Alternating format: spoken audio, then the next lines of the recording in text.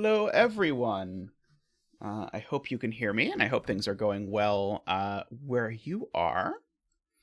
I got to, today, give my last final.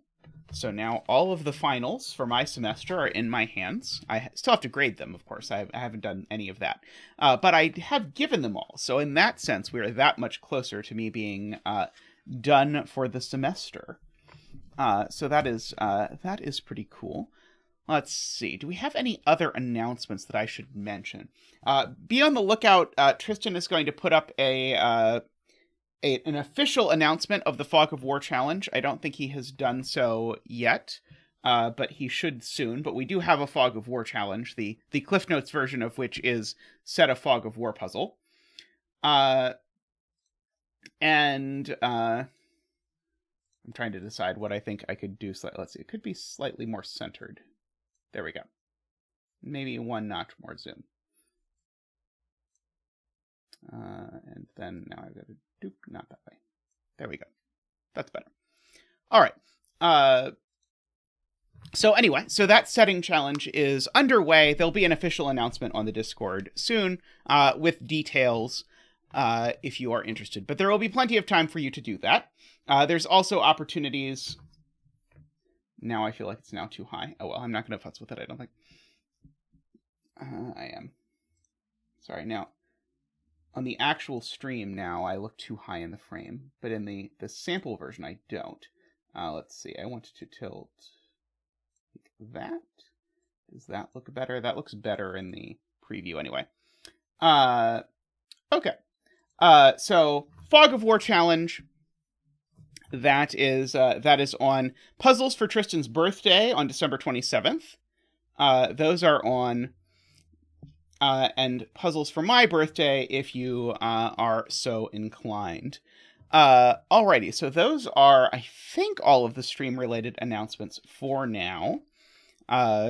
So with that, let's get to this puzzle by Tesseralis. I always enjoy Tesseralis puzzles. So this is the puzzle that was voted on by the supporters. So the following people voted for this puzzle. So Ambrose, Luda, Afraid Not, Tallcat, Russ, Eric, David, and Wisteria all voted for this puzzle. So this is dedicated to all of you who voted for it. I hope you enjoy it. If you are interested in supporting the channel, by the way, you can do so in a couple ways. One thing that I can absolutely ask you to do is please take a second to like the channel.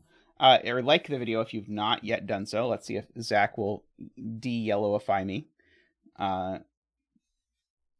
Zach may or may not de-yellowify me. Zach sometimes does that. I look slightly less yellow, at least briefly. So if you want to support the channel, you can do that by liking the stream. Please do that. Just click the little thumbs up button. And also, if you want to support the stream even beyond that, consider joining on YouTube. You can click the join button down below if you want to do that. Or if you're already a member, you can do super chats if you want, or now YouTube actually lets you gift memberships to people. So if you want to gift memberships to anyone, like on Twitch, if you're used to watching that, that's a big thing on Twitch. It was not previously a thing you could even do on YouTube, but it's now an option. So whatever you want. Alrighty, so let's do the puzzle. So we have normal Sudoku rules. We have that these digits are even. Oh, thank you. We have a $3 super chat from David. Let's get a donation dance from Zach. Woohoo! Waha! Thank you, Zach, and thank you, David. Thank you very much. Yeah, there's a bunch of these cute little super chat emotes. I enjoy them. Thank you very much, David. Much appreciated. Let's see, and then I should actually turn on the keypad so that I can enter 2468 in these. Okay.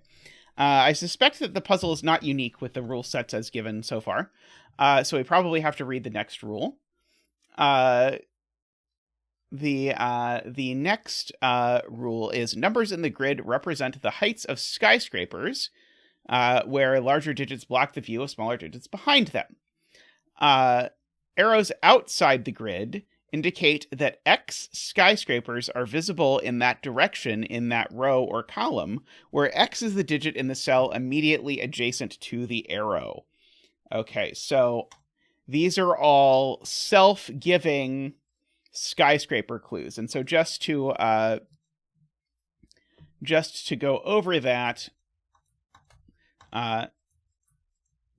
if I were to stand here and look in this direction, I can see the 5, the 6, the 7, the 8, and the 9. So I can see 5 skyscrapers, because I can't see the 1, 2, 3, and 4 because they're hidden back behind there. And so this is giving me a count. And so it's not going to be able to be very large at all, because it can't possibly be larger than 5. So none of these digits are larger than 5. Because if it's larger than 5, then there aren't that many numbers that are higher than it that you can see. So they are not 1, and they're not higher than 5. So we get a bunch of quads for free. Oh, that's right. We do get a betting tree. Oh, betting tree. Oh, betting tree. If someone has done this before, they can tell me a better betting tree. Otherwise, I will do that for my betting tree. So interestingly, in this row, for example, I've got this tuple. So I know that these digits are 1, 2, 3, 4, 5, 6, 7, 8, 9. But I also know that, for example, the 9 in this row is immediately behind the 2. So we'll have, for example, whichever of these behind the arrow is 2, then that's going to have the 9 there. I decided in retrospect I didn't really want to mark those 5 candidates. Oh, it could be 219. Oh, right, because there is a number that's lower than 2. So 219 is also possible. Interesting. Okay. So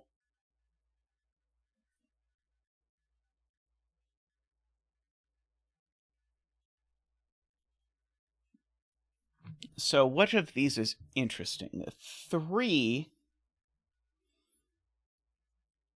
Yeah, the 3's got a lot of optionality, it feels like to me.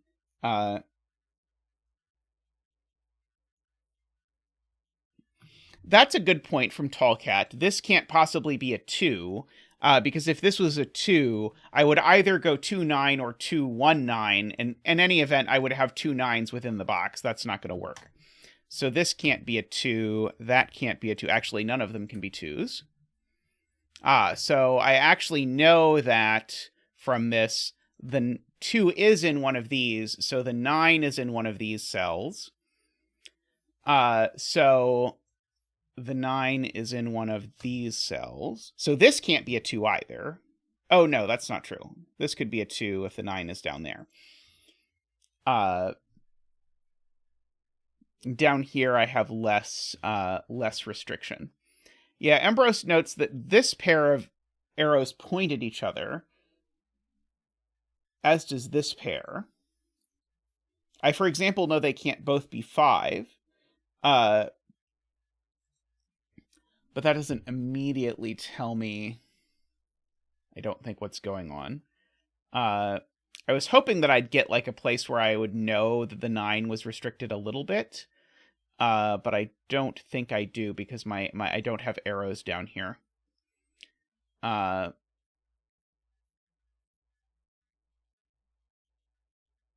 So Tallcat points out there is a little bit of restriction. You can't have a 5 opposite of 4, because wherever the 5 is, you always go 5, 6, 7, 8, 9 in exactly that order. So then from the other side, the most you could possibly see is the 9, right? Because the 5 forces 5, 6, 7, 8, 9. And so then the 4 now is not going to be able to see the 5, the 6, the 7, or the 8, so it's only going to be able to see 2. I actually think even a 3 facing a 5 would be a problem. I think if this was a 3-5 pair, I don't think that works either. Because if this is a 3-5 pair, again, the 5 sees 5, 6, 7, 8, 9. Oh no, the 3 can see the 3, the 4, and the 9. So it can just work. Okay. So we can only just make it work, but we can just make it work if we have a 3 opposite a 5. But that says that this is quite restricted if I'm going to put a 5 in any of the corners. Isabella says this can't be a 5. Because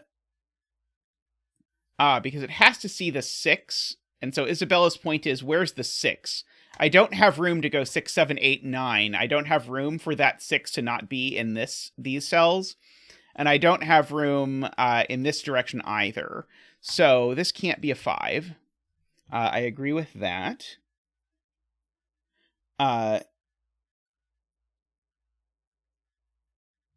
It is true to Tallcat. We said it can't be 4, 5. So that means that in every direction, one of these is a 3, which means we can knock 3 as a candidate out of all of these cells. So none of those are 3s.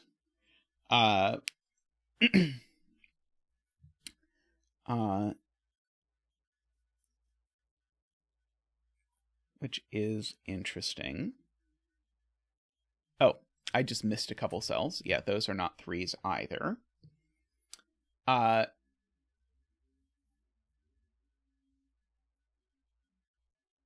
So let's see. This is a 4. Then that's a 3. Okay. So the point, Eric, is we proved that these can't be a 4-5 pair. And if there's not a 3 in one of these two cells, then they're a 4-5 pair. And the same is true in this direction, and the same is true in this direction. We don't have to do a 5 in a corner. We just can't do a 4-5 as opposite corners. Hey, Nicholas, how are you doing? Yes, there could be as many as 2 3s in the corner in this puzzle. That is a possibility. So one of these two is a 2 for whatever that is going to be. But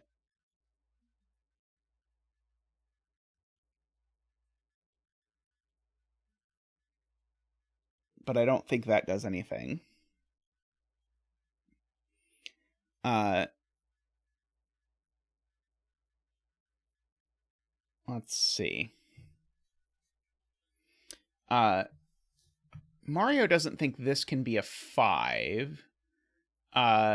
So I would have to have the 6 for this row would be in one of these. And so I'd have a 6, 7, 8, 9, whatever. The 5 coming down here could see 6, 7, 8, 9 down there just. Oh, but that doesn't quite work because I've put a 9 too close to this digit.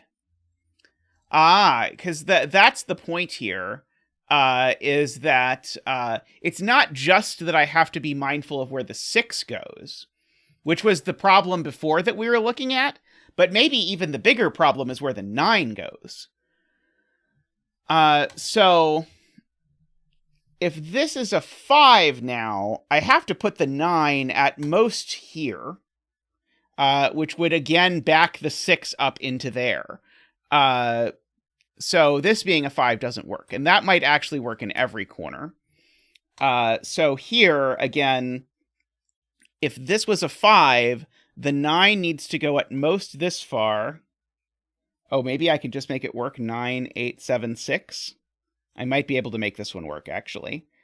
Because I think I could go 9, 8, 7, 6 and not break this one, with this being a 5. Anyway, these are a 3-4 pair, which means that these aren't 4. So those are 2, 5.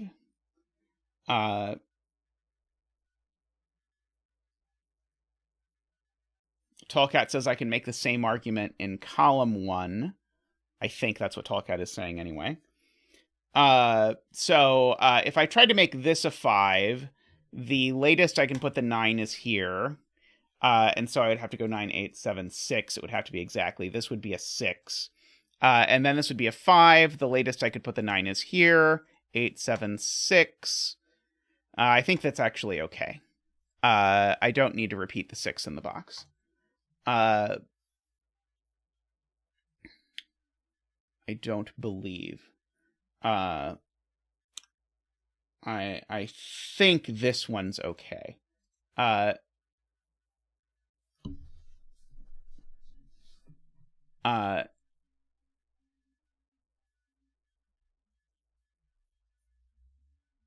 Trying to understand J40's comments or comment.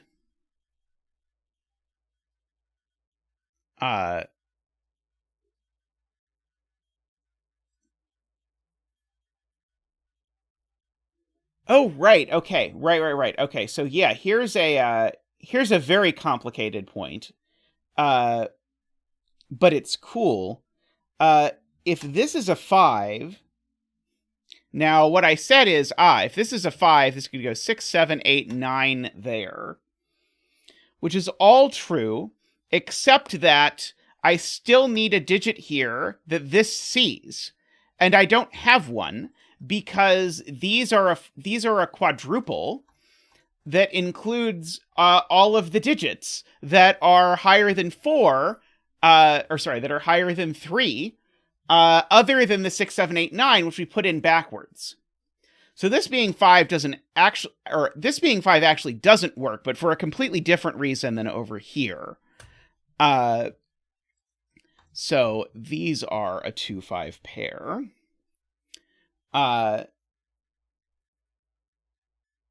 And so now the question is if this one can still be a 5, or if it creates the same problem. Oh, it's not going to create the same problem because there's not a quadruple. So seems most likely that this is going to be a 5 to me. Okay. Now I know in one of these rows and in one of these columns, the 6, 7, and 8, and 9 go in order. I don't quite know what to do with that. But it is noteworthy. Hey,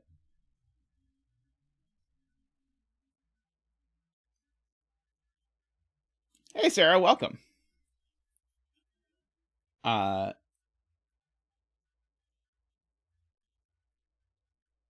see. Kerbon says this can't be a 2. If this is a 2, I would put a 9 in one of these two cells. Eric is convinced this isn't a 5. It's funny. I'm still betting that it is a 5, but it might not be. I don't see Kerbon's point yet. So Tallcat is interested in what happens if this cell is a 3, and where it's going to put the 9. So if this cell is a 3, the 9's not allowed to be here. The 9's certainly not allowed to be over here in this box. So the 9 would have to be in one of these two cells. In fact, it would have to be exactly there. And so I would need to have a 3 followed by a number higher than 3, which would have to be a 6, 7, 8, or 9.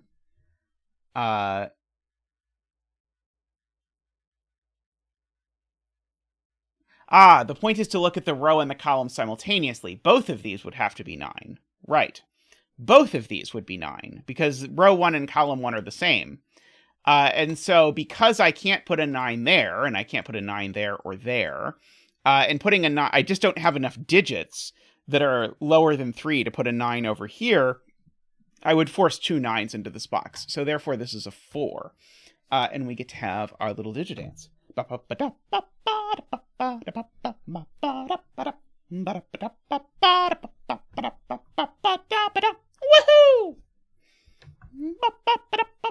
Woohoo! Thank you, Zach. Thank you. Much appreciated. All right, so we get a 4. We get our 2 3s in the corner. Simon, eat your heart out. So for that reason alone, Simon should do this puzzle. So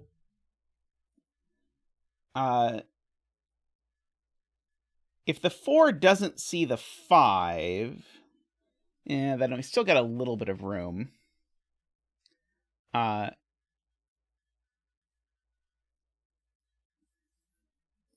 So Tall Cat wants me to pencil mark that I know there's a 9 in one of these two cells, because I can't put the 9 here and I can't put the 9 there. So one of those two is a 9 and one of these two is a 9.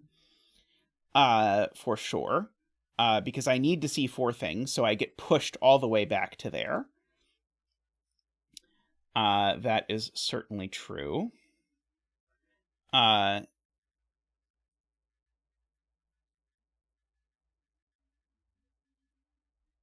Interesting. Tall Cat says it can't be one of these cells.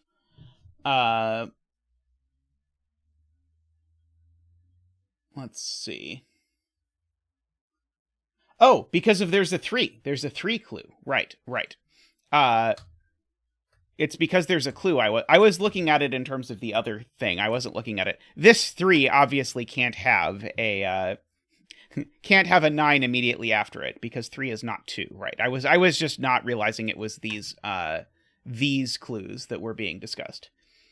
So now, as Andrew points out, now this can't be a 2 anymore. So that's a 4-5 pair. So this is a 2. And so that's a 9, because I can't put the 9 there anymore. So we've got that looking like that. Okay, so now now this can't be a 2, because I can't put a 9 in either of those spots. So in fact, I know one of these two is 9. For whatever that is worth. Probably very little. Hey, Daniel. Hope you're doing well. You can watch me on double speed till you catch up, if you are so inclined.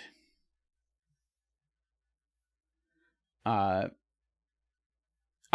If this was 5, that would be 4, and we can't have 5 opposite of 4. That was the thing we proved before. So this is always a 2. That's always a 5. These aren't 9s.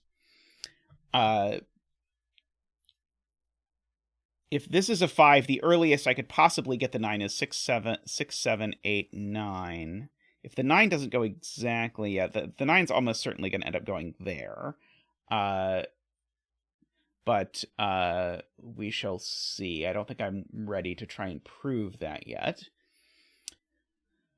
Let's see. So this is either 2-9 or 2-1-9. So this digit's always a 1 or a 9, just for the record. I don't think it matters, but it's true. If this were a 9, I would have to go almost directly up, but I don't think there's anything to stop me from doing that.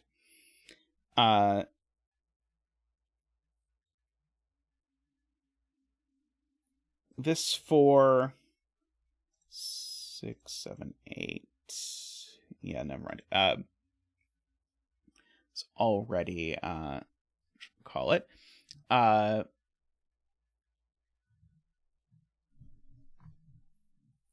Okay. Oh, Nicholas has a good spot. This 9 pencil marked here is huge for this cell. Because this cell can only at most see 5 things. So the only way that this can be a 5 is if this goes 5, 6, 7, 8, 9 exactly. That's the only way this can be a 5 now.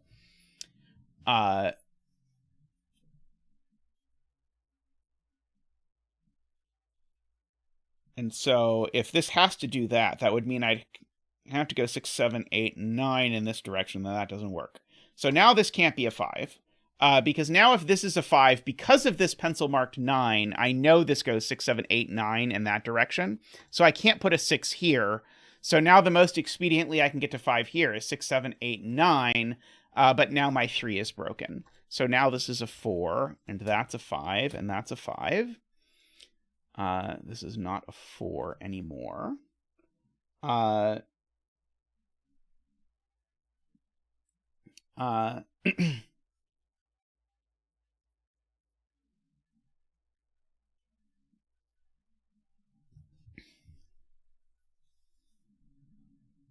So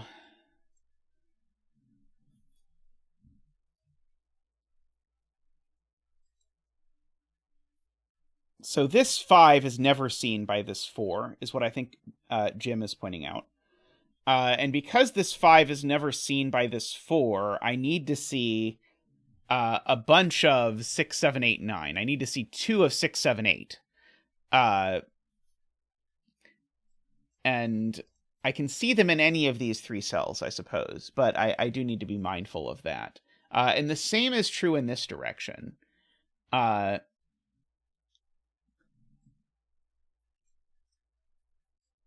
know that these can't be a 6, 7, 8 quadruple.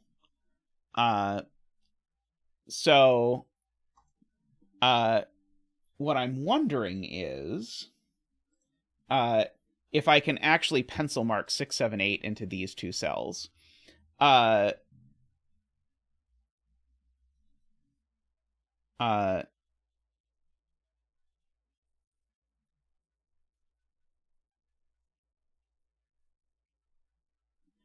Because Liam, then there just aren't enough numbers.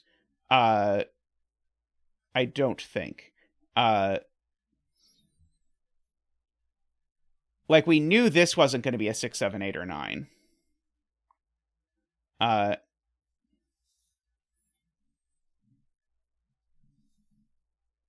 Yeah, that's right. It was the 2 6s thing was the problem. I suspect that these are both from 6, 7, 8, but I don't think I can prove it properly yet.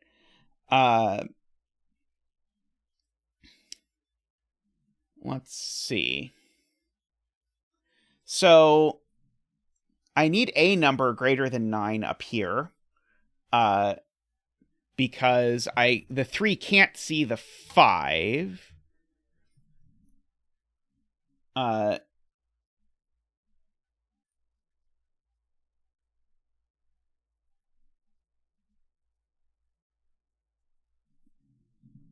See, Wildhound is asking where 1 goes in row 1, so it certainly doesn't go there. By the way, welcome, Wildhound. I'm not sure if I've seen you around, but great to have you here. This can't be a 1, so I certainly need one of those to be a 1. So I guess the point is I need to see 2 6 7 8s and a 1. So these are like a 1 and then 2 6 7 8s. And so therefore this is always a 6 7 8 is Wildhound's point. And so in this column it's the same. I can't put a 1 here. So in these cells I need to see 2 6 7 8s and I've got a 1, so this is always a 6 7 8. So we've got that. Oh, I'm being told I can place some 5s. So in box 5, one of these 2 cells is a 5. Which means that there's a 5 here because we have a Jovi wing on 5s. So if you're not familiar with the technique of the Jovi wing, because in each of boxes 2 and 5, the 5 is in either column 4 or column 6, I have consumed all of the 5s for column 4 and column 6 after I've filled in boxes 2 and 5. And so, therefore, I need to have a 5 down in one of these cells because I can't put any more 5s into those columns. But the only place that 5 can go is there, because there's already a 5 in this row. And now that puts a 5 there, because of Sudoku stuff. And now that puts a 5 in one of these 2 cells. Let's see. And oh no, I was about to put a second 5 in this box, but the box only gets 1. So there's a 5 in one of those 2 cells. All right.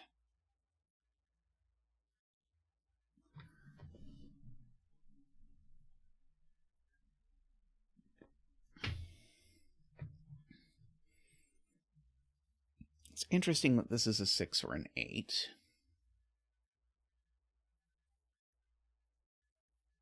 The biggest this number is 6. That doesn't sound fantastically useful to me.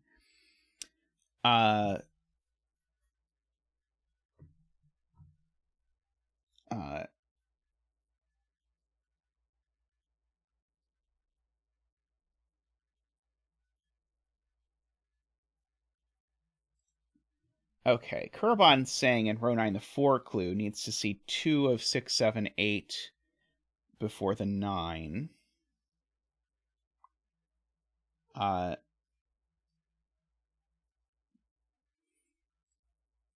think Kurban might be talking about in column 9 rather than row 9. But that means I do need to have 2, 6, 7, 8s in these cells. So they could be there and there, with that being a 9. If they're here, that gives us a triple.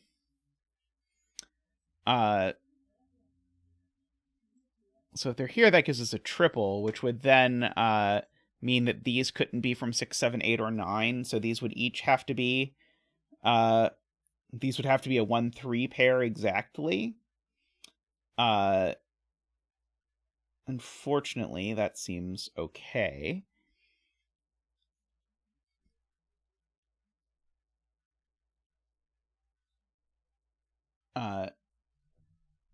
Isn't 3 placed in box 9? 3 is placed in box 9. Thank you, FJam, even though FJam can't hear me. But FJam just, from watching on silent, notices that the 3 is placed there, which is excellent. Well,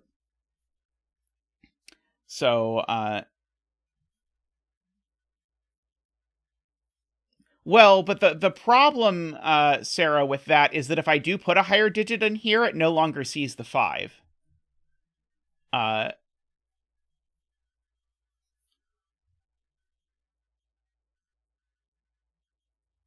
Let's see. Jay says 9 in row 6, column 9 would place a 9 in row 9, column 5. Because this would have to go 2, 6, 7, 8s and then the 9. So then this could not be 6, 7, or 8. So this would never be seen. So, in fact, actually, why is it in row 9, column 5? That's the part I didn't see. Would actually be here, I think. I think it would be a 9 in row 9, column 4, if this is a 9. Because the thing that Jay is pointing out is as soon as this is a 9, these things are both from 6, 7, 8. I get a 6, 7, 8 triple. That's a 1. I still need to see 4 total things. I've only seen 1, so the 9 ends up at the earliest there, but that's also the latest. So that is notable. And so these would have to both be from 6, 7, 8. Oh,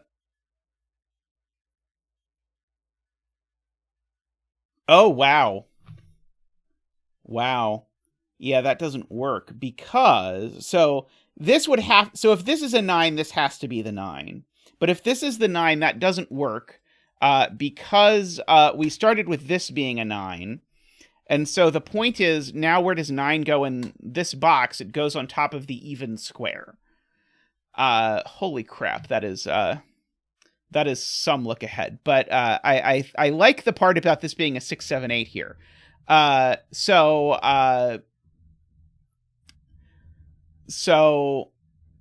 but how can I do it via this box first?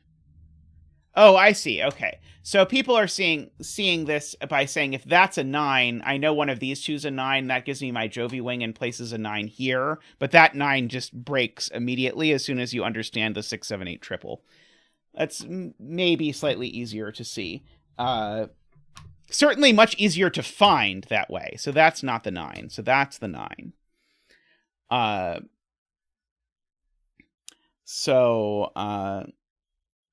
Does that do anything?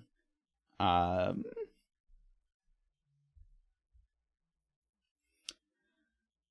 is very clever, though, with this this thing.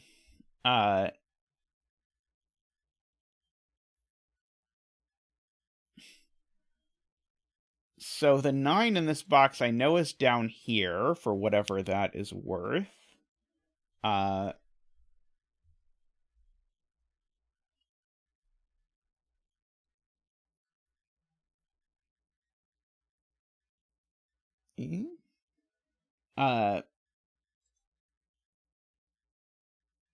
Let's see. I don't even know something like this can't be a 1, I don't think. Do I know that this isn't a 1? I don't think I know that either. I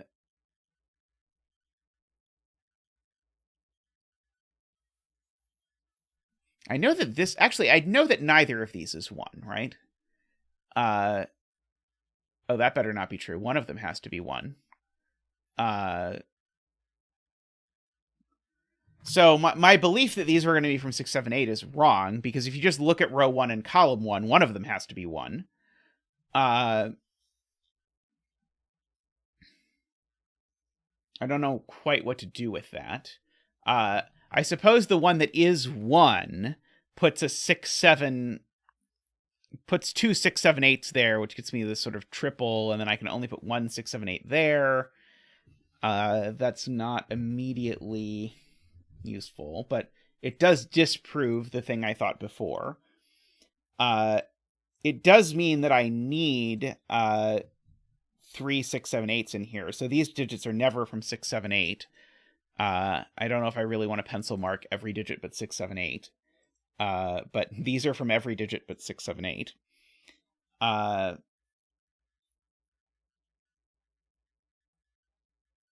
They're not 1 either, because the 1 is the other digit over here.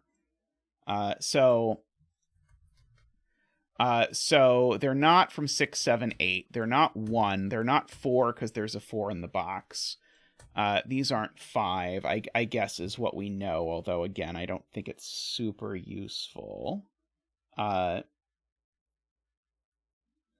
see. Jay suggests pencil marking 9s in row 6 and row 9. So in row 6, the earliest the 9 can possibly go is here, and that only works if this is 5, 6, 7, 8, 9. But the 9 can't go any further than here. So in this row, the 9 is in one of these two cells. In this row, the 9 can't go sooner than 1, 2, 3. The 9 can't come sooner than here, but can't come later than here. So one of these two is a 9.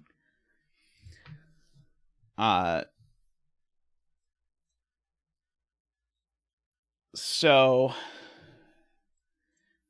that's interesting in that it means that all of 6, 7, and 8 in this row are gone by the time we get over here. So these are not from 6, 7, 8, nor are they 5 or 9. These numbers can only be from 1, 2, 3, 4 is part of the point. And so now these are both from 6, 7, 8, because now that's not seen. Okay, good lord. These are from 6, 7, 8. That one's not 8. That one's not 6. Because this 4 needs to see 4 things. It's those 4 things. That's the key point, is that this 5 needs to see 6, 7, 8, 9 before it gets to this cell. So this cell can't be a 6, 7, 8. And so we get that. Okay. So now this digit is a 1. And so now I need to see 2 digits here, so I can't make this a 9. There's not enough room. So these are from 6, 7, 8. That one's not an 8. That one's not a 6. That one is a 9. So no 9 there. So therefore, that's the one that's the 2. That's the one that's the 5. That's a 5, just by Sudoku stuff. So we get that all happening. So this cell's always a 1 or a 9. Just for the record. This I know is a 6, 7, 8, but I don't think I know anything about which one. Right, and so the point is that this 9 now points down authentically, placing a 9 there. And so now this is 6, 7, 8, just by force. So this is 1, 2, 3, 4, and it's not a 2. So this isn't an 8. Okay.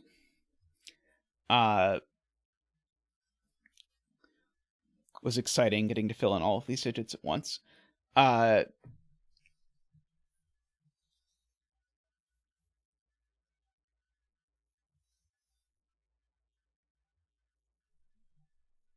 see.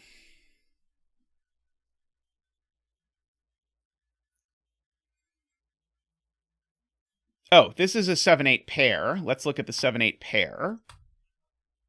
Placing a 6 there. That was probably the smart place to look. So we've got that. A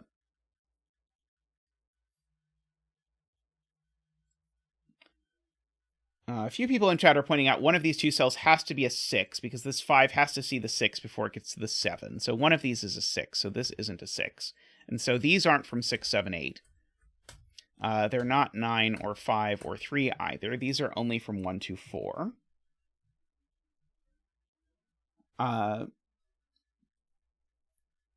Let's see.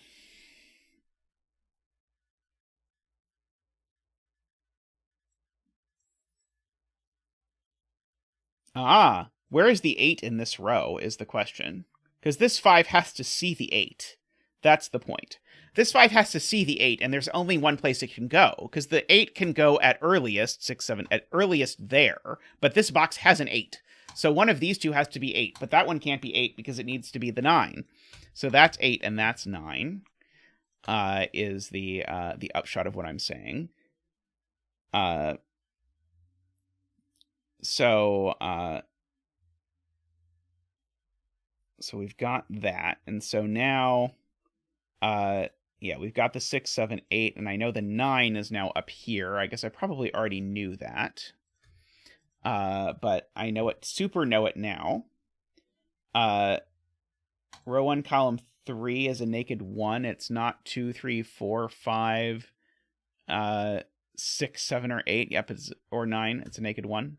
Yeah, this digit can only be 1, somewhat amusingly. Let's see. Okay, so this is a triple 1, 2, 3, 4, 5, 6, 7, 8, 9. So these are 1, 3, 4. That one's also a naked 1. These aren't 4s because of the 3, 4 pair. Looking over there.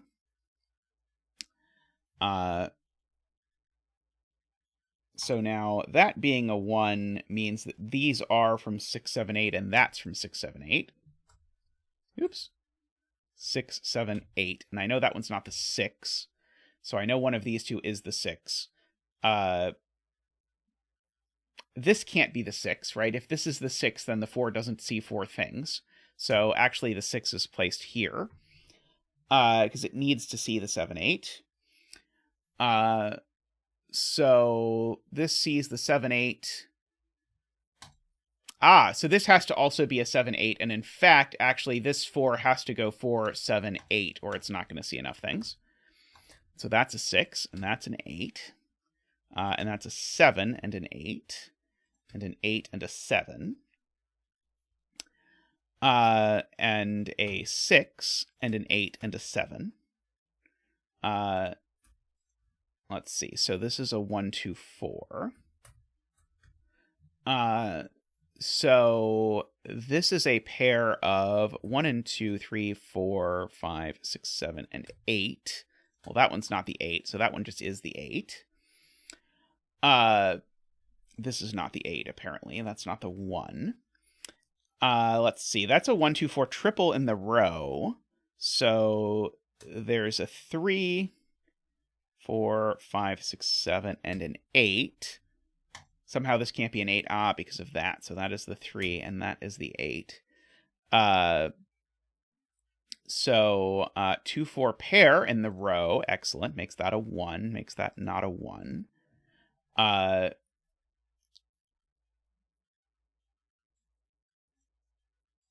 Okay, so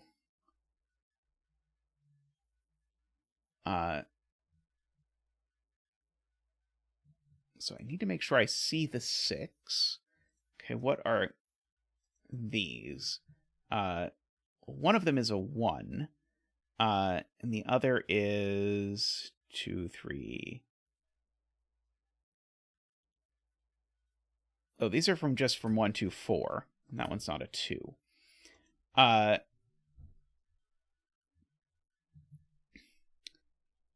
7 in column 8. A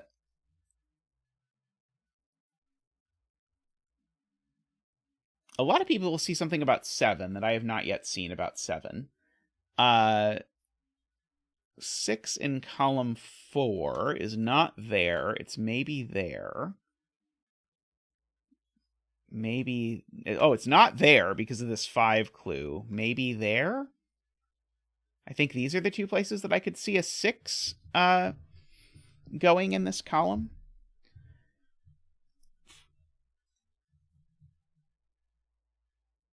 Yeah, the 5 needs to see a 6 before the 7. So that's never a 6. Oh, right. Sorry, no. So this is never a 7, is what I'm actually saying. So this cell's never a 7. So this is Kurabon's point. This cell can't be a 7, so 7 is in one of these 2 cells. No one said pencil mark 7 in box 6. Somehow people were just taking that as a given. But anyway, that pushes the 7 here and makes this a 5-7 pair. Which makes this cell a 1 or a 4, I believe, for the column, which makes that a 2. And makes that a 3. Makes that not a 3. Makes that a 1. Oh,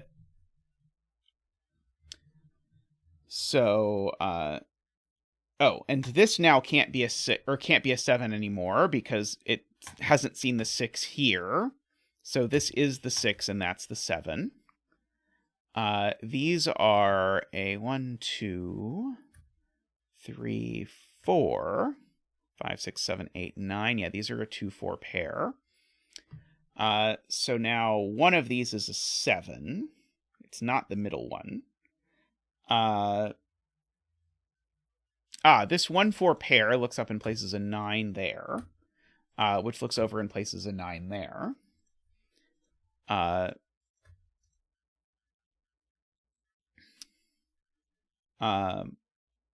This is a 2 or a 6 still. Okay. The 5 here needs to see a 6. That's a good point. So if I put the 6 here, the 5 could never see both the 6 and the 7. So therefore that's a 2 and a 6.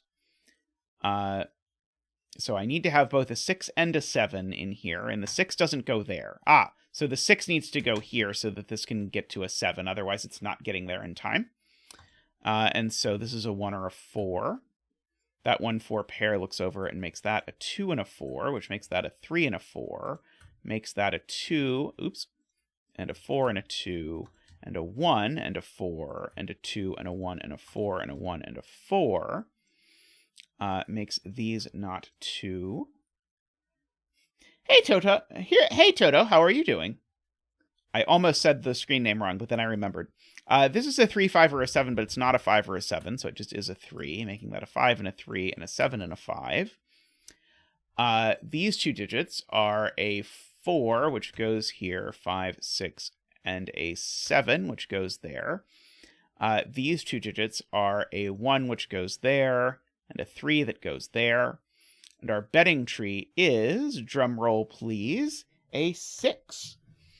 Congratulations from Zach and I to all of the 6 bettors out there. May all your betting tree wishes come true. Very nice puzzle. That was quite enjoyable. Skyscrapers are always mind-bending, but in a very cool way. I enjoy skyscraper puzzles. Very fun.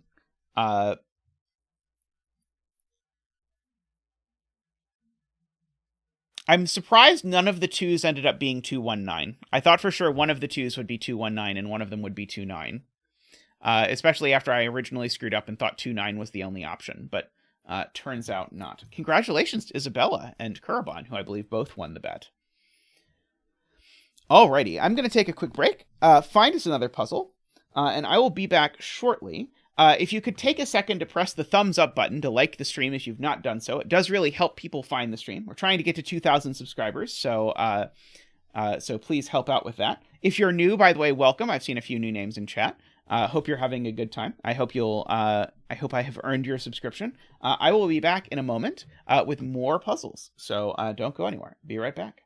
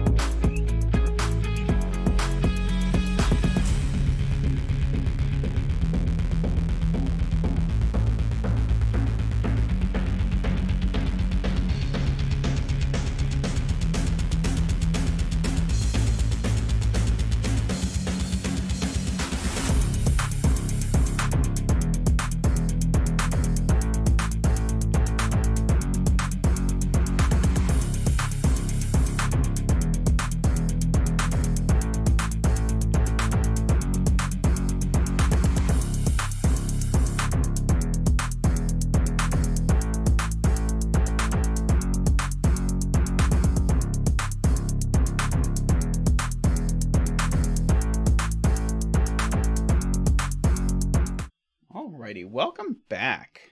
Let's see what we have here. We have a James Sinclair puzzle next.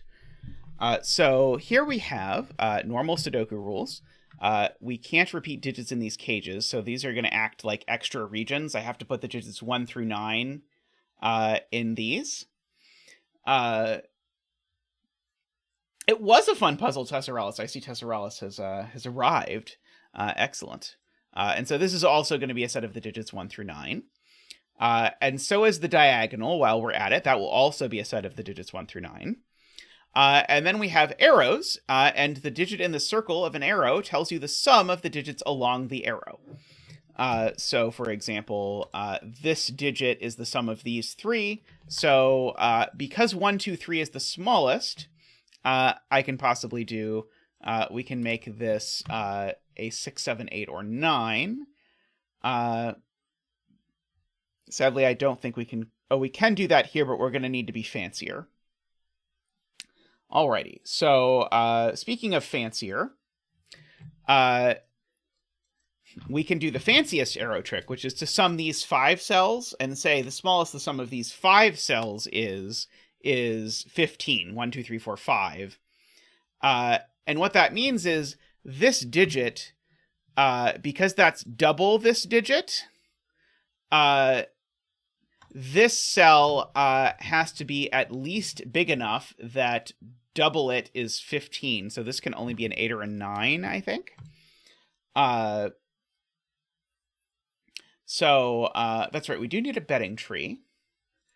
Let's put the betting tree here. Actually, how about this?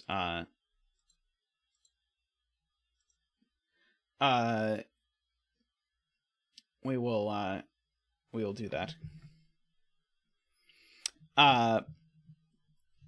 Yes, it makes sense to me now. I was briefly concerned because usually what you have is you have 2 arrows summing to at least 5 cells. And then so you know that the 2 of them add to at least 15, and so you know that they're at least 6. But in this case, it's this arrow and itself add to at least 15.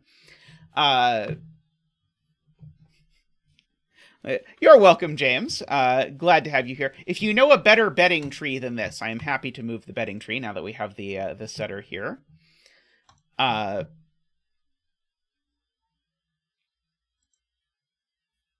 Okay, now...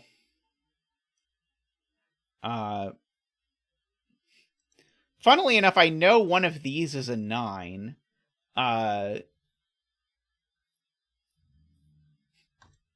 This circle, interestingly, sees all of these circles. Okay, so this digit, and this is what someone in chat was saying, this digit can only be 6, 7, 8, or 9 because these 3 can't repeat, actually. Because these 2 are different because they're in a cage. And this, therefore, is different just by Sudoku. So this is always a 6, 7, 8, 9. And now, what's the least this digit can be? Is interesting. These cells have to sum to strictly more than 10, because if they sum to 10, these would be a 5, 6 at minimum. That's not going to work. I guess maybe the smart way to do it is to say that these cells sum to at least 28. No, sorry, at least 21. Plus this is at least 22. So these 3 circles need to sum to at least 22. And so if this was 9, that would leave 22 minus 9 is 13. So these 2 circles need to sum to at least 13. That's still not quite getting me where I want to go. I'm sure I will get there in time. I'm sure these are going to be 6, 7, 8, 9, but I don't know how yet.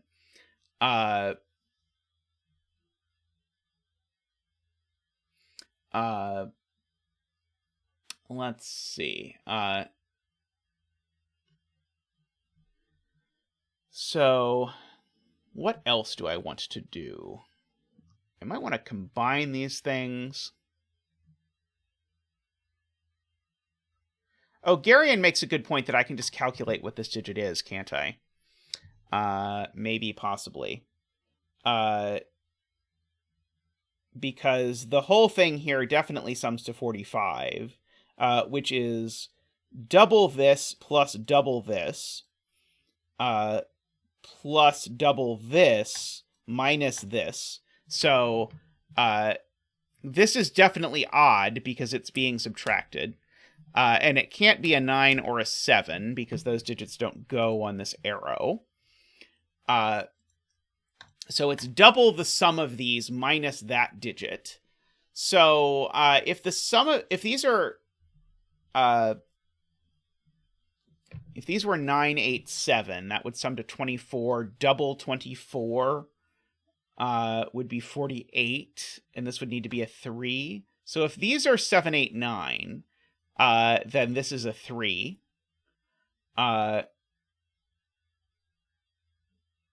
So this is never a 5. 5 is too big. Is this going to be exactly the same thing? Am I just setting all of this up to make this exactly the same thing? This is also a 1 or a 3. That's right. Okay. So we can do exactly the same math over here and say double this plus double that plus double this minus this cell is 45. So again, this cell must be odd, but again, it must be at most 3. So what we have here is a 1-3 pair living on this diagonal.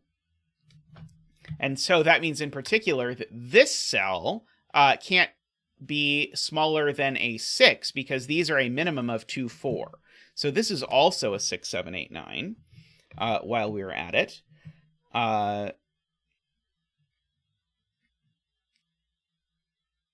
Okay.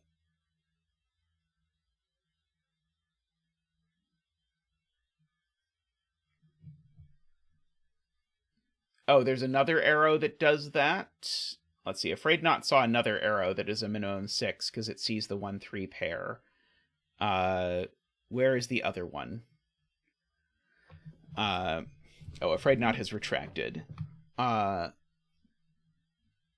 Let's see. So what's the smallest one of these circles can be? If I make the other two circles 8 and 9, double 8, 9 is 34. So I need double the other digit to be at least 46 minus 34, which is at least 12. So these circles are always 6, 7, 8, 9 is the point. So this is also 6, 7, 8, 9. Just because even if I make the other two circles 8 and 9, I can't make one of these circles smaller than 6 while getting to high enough totals. Okay, and so these are a 6, 7, 8, 9 quadruple because all 4 of these see each other. Yes, all 4 of these see each other. These see each other through the diagonal, and these see each other through the cage. So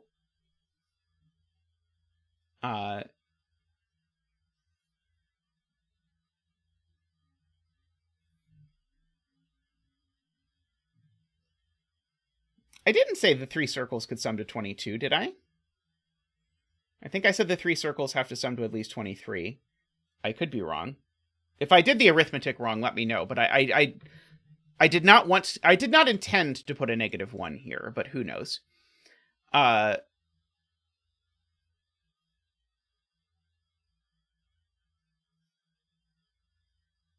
bulb in the L. Right. Okay, so here is Jay Dyer's beautiful point. One of these has to be an 8, 9. If I don't use both 8 and 9 in this arrow circles in this cage, the maximum the arrow circles can sum to is 6, 7, and 9, which is 22, which is, as noted, too small. So I need to use both 8 and 9. One of them is here, the other one is in one of these, so this can't be 8, 9. So this can't be 8, 9. So this is only 6 or 7. So that is nice. And so therefore neither of these are 6 or 7. Because remember I need to use 8 and 9. The math is the same as it was before. Okay. So this 6, 7 and that 6, 7 are in one of these places.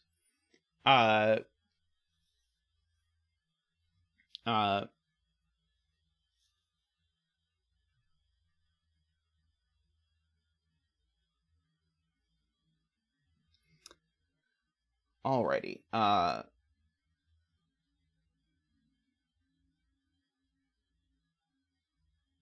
So Kurobon's point now is that now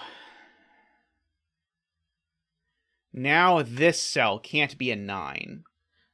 Because this cell sees the 8, 9 pair in the upper cage. And so Kurobon is now noting that, in fact, 9 on this diagonal, remember, you can never put a 9 on a more than one cell arrow. And so 9 actually is excluded from every cell except this one. So Kurobon sees that this is a 9. And we get to bring out Zach for our digit dance. Ba-doop-ba-doo! Woo! Ba-doop-ba-doo! Woohoo! Ba-doop-ba-doop-boo-boo! Waha!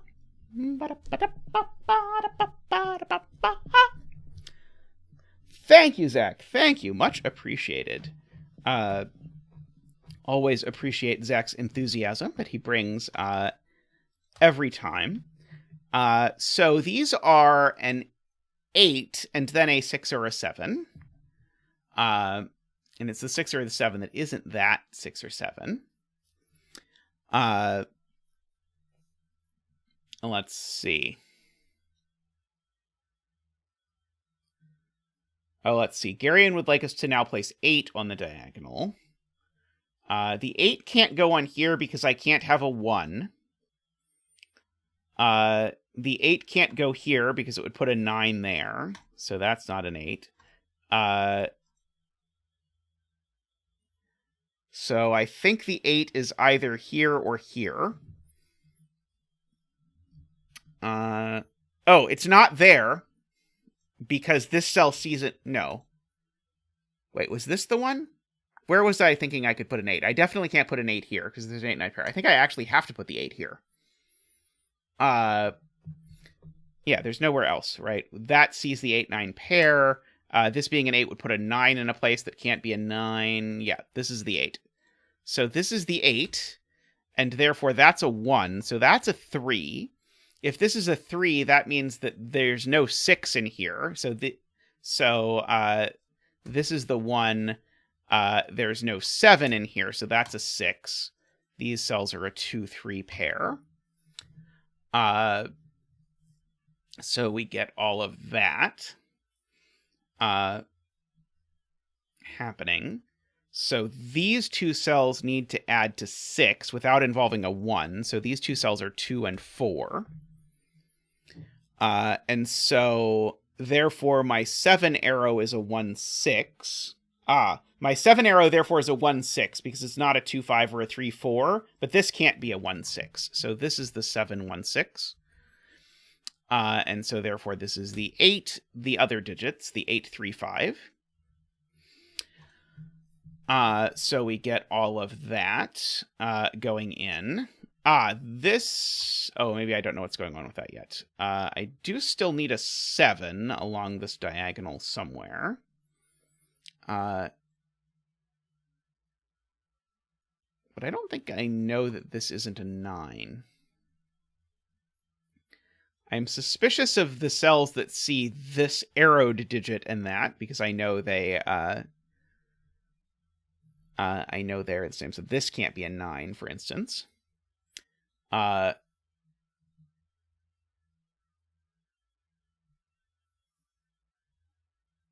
guess we can pencil the diagonal. It can't hurt too badly. 1, 2, 3, 4, 5, 6, 7. So this can't be a 2. It can't be a 4 either, because that would make this a 1 or a 3. So this is only a 5 or a 7. So this is never a 7. This is never an 8, because you can't make these numbers add to 8.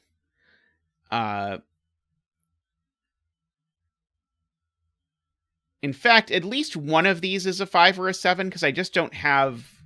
Oh, no, I could do 5, 2, 7. Never mind. I think that would be okay. Oh, maybe I should just figure out how I'm making 8 or 9 in this box. That might be the easier way, because that's what I did down there, and that was very helpful. So I can't make 9 as 1 8. So I must make 8 as 1 7. So 8 is 1 7, and 9 is 4 5. So this cell is a 2, because one of these two is the 4 5. I don't know which it is, but one of them is 4 5, and both of them see this cell, so this cell is always a 2. Which means that this cell is either, well, let's do the easier thing. It means that this is a 4 5 arrow, which means that that sums to 9, and means that that's a 7 and a 5, and a 3 and a 5. And now that is an 8, and a 9 and a 9. Very nifty sort of geometric bounciness. This is a 1 7. This is a 4 5. And I know how to resolve the 1 7 like that. This is an 8 just by good old-fashioned Sudoku. Don't have to do anything more than that. Let's see. Do I know where any of the 9s go? Maybe I don't know as much about 9s as I had fantasized about.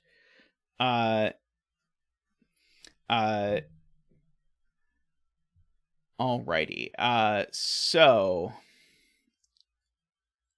should I think about what this can be? I mean, so this can't be 4 5. It can't be 2 7.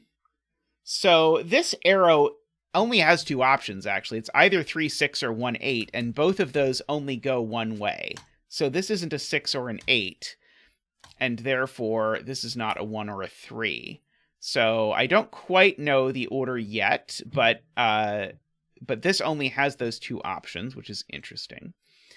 Let's go ahead and fill out these digits because there is a lot of stuff looking in here. 1, 2, 3, 4, 5, 6, 7, 8, 9. That's not a 9. These aren't 4 because they have a 4, 5 looking at them. So that is interesting. These cells are 1, 2, 3, 4, 5, 6, 7.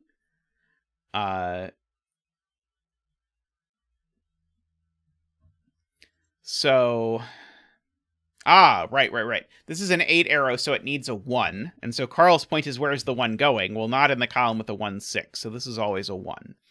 And now these are either 3, 4, or 2, 5. I don't think I know which one yet. We'll see, but I don't know. But I'll mark it. So this is just the 8 for the column. The column doesn't have anywhere else for an 8. And that's useful because it gives me the 6 and the 3, which gives me the 2 and the 3,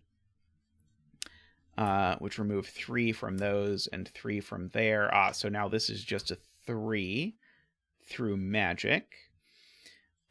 So these aren't 2 anymore. Sorry, that's not 2. That's not 6.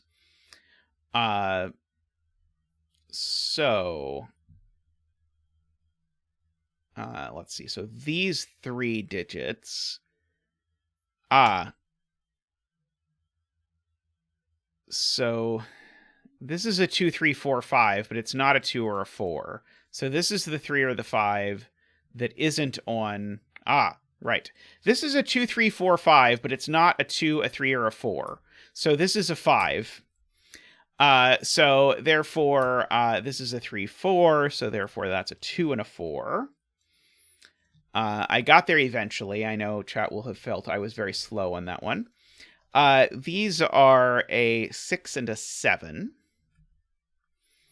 to finish off the box. We do have a Jovi on 4s. The 4s from row 1 and row 2 are claimed by boxes 1 and box 3. So I can't put a 4 anywhere up here. I can only put a 4 there. So therefore that's not a 4, and therefore that is a 4. These digits do not have that many options. 1, 2, 3, 4, 5, 6, 7, 8, 9. This is not 6 or 9. This is not a 6. These aren't 5. That's not a 2.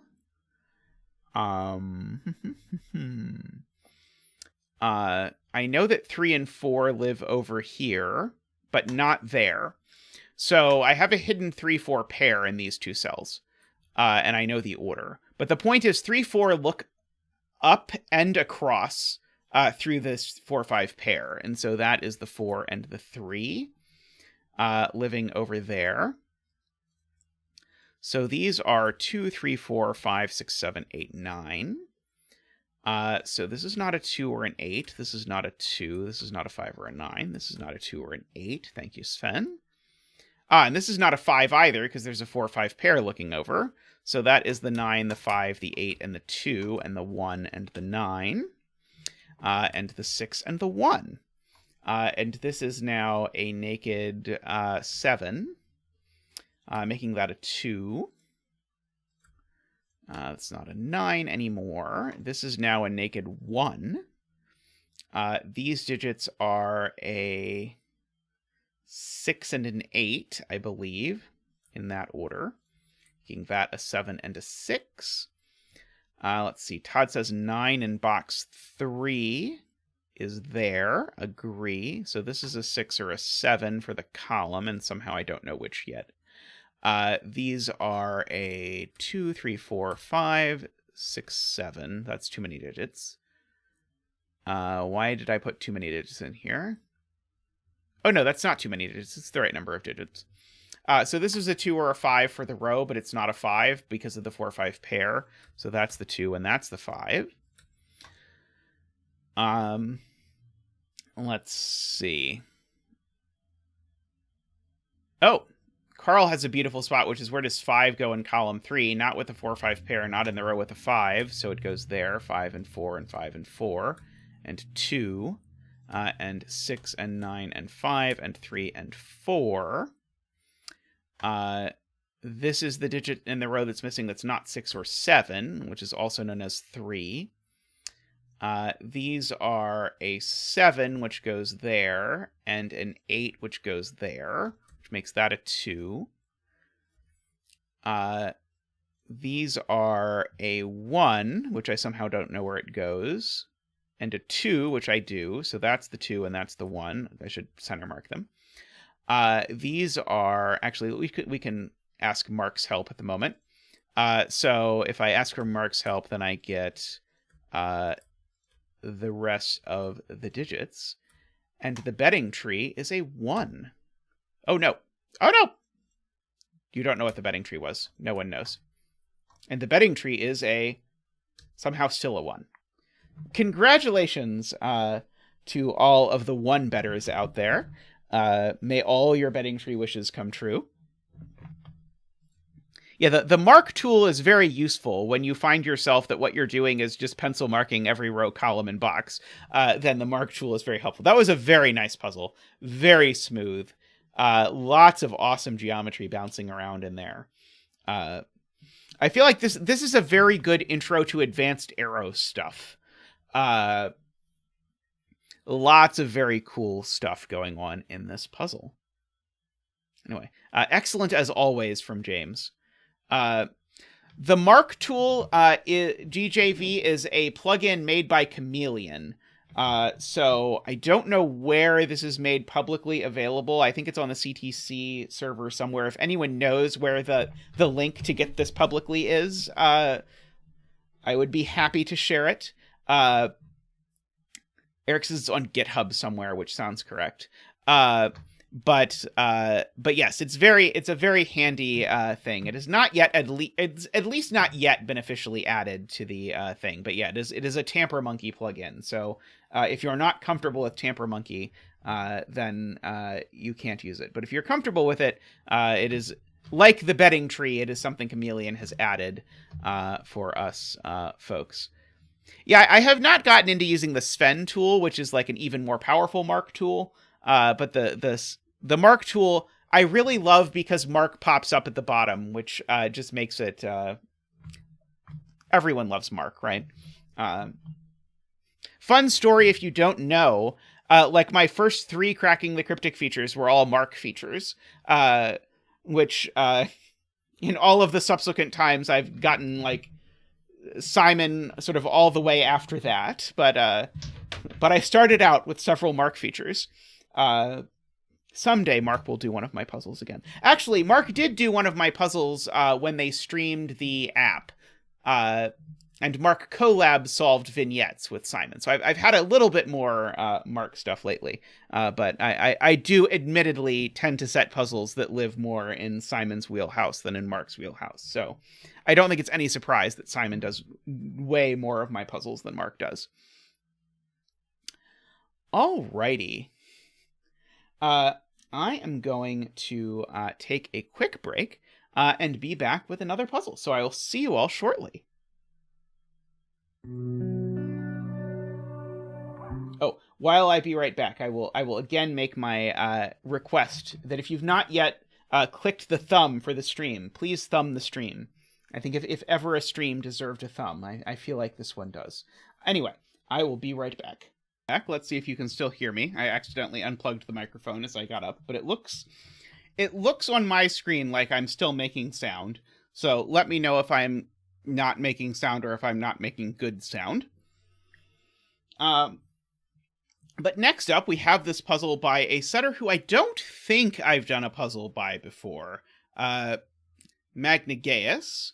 But I look forward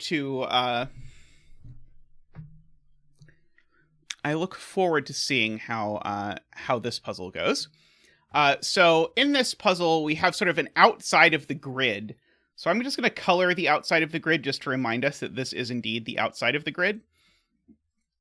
So I'll color that in some sort of light purple or something. but like a very gentle gray. Okay, that looks horrible. Okay, maybe I won't. What about that like very gentle blue? Okay, that'll do, I think. Until we start coloring the actual thing. That's right. I should enable row column numbers. For some reason they're off, probably because of what I did before.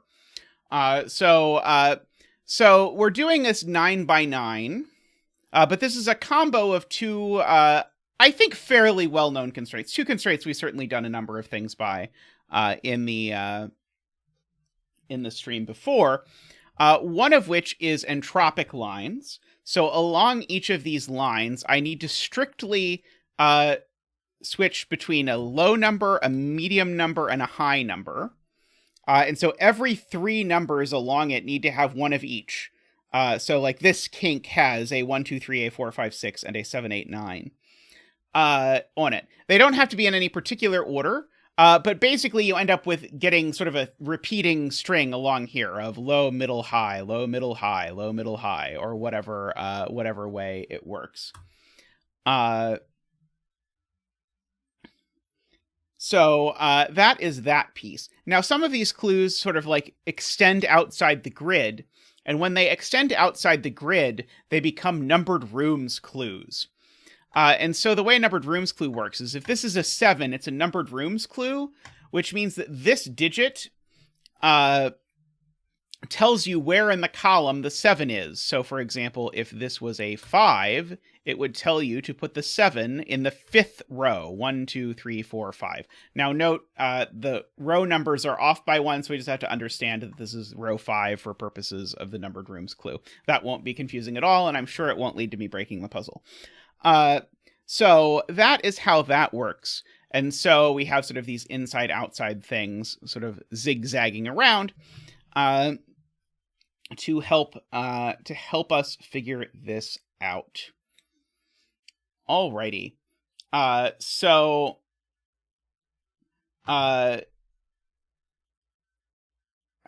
maybe I just want to get rid of the outside border colors, because the first thing I want to do is color that these two are the same.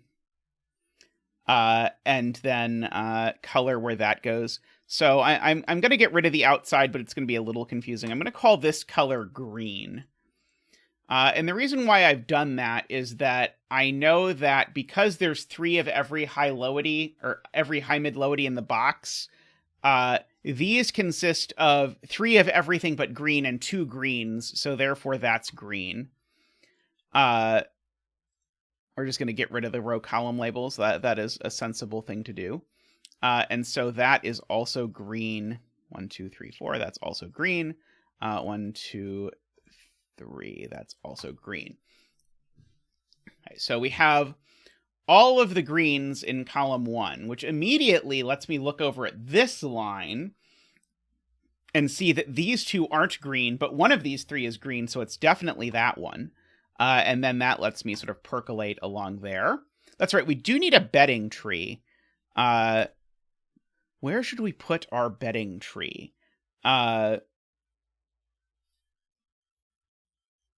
We could put the bedding tree outside the grid on an unclued cell, and then we'll know what it is at the very end. I kind of like doing that. I think that'll be fun.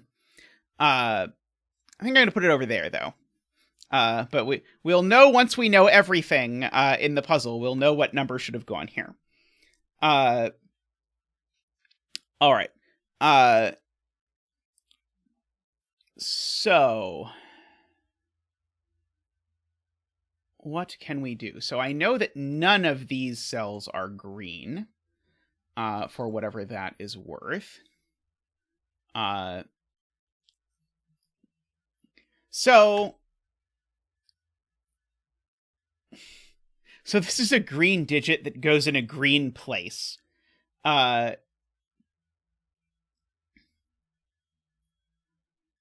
Oh, but this is a non-green digit that goes in a green place.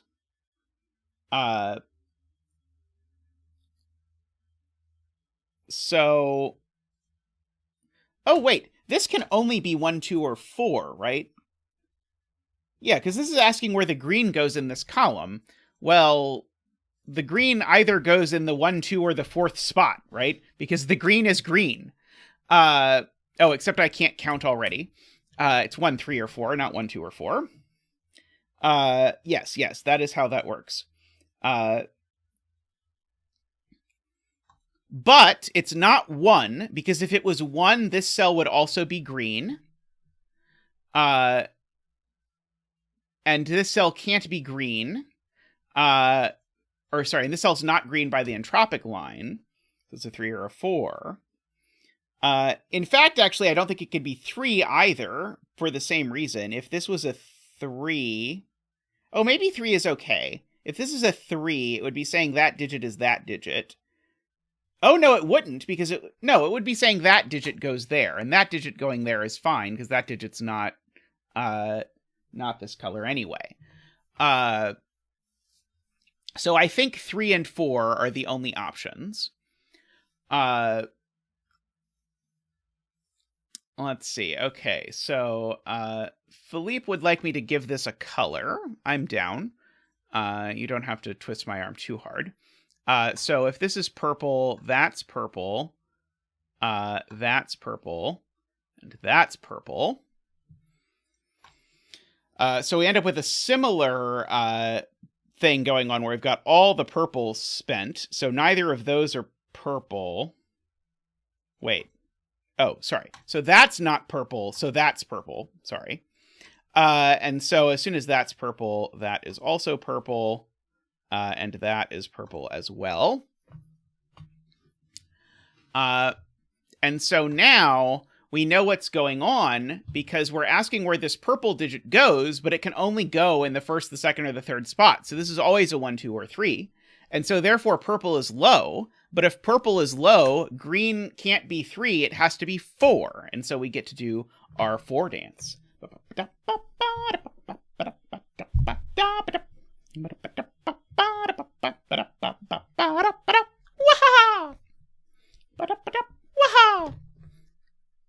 Thank you, Zach. Thank you very much.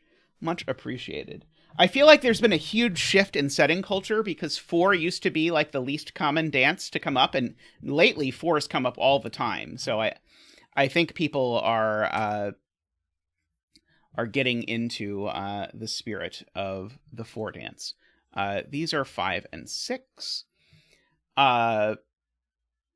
These are, of course, 1, 2, 3. This is 4, 5, or 6.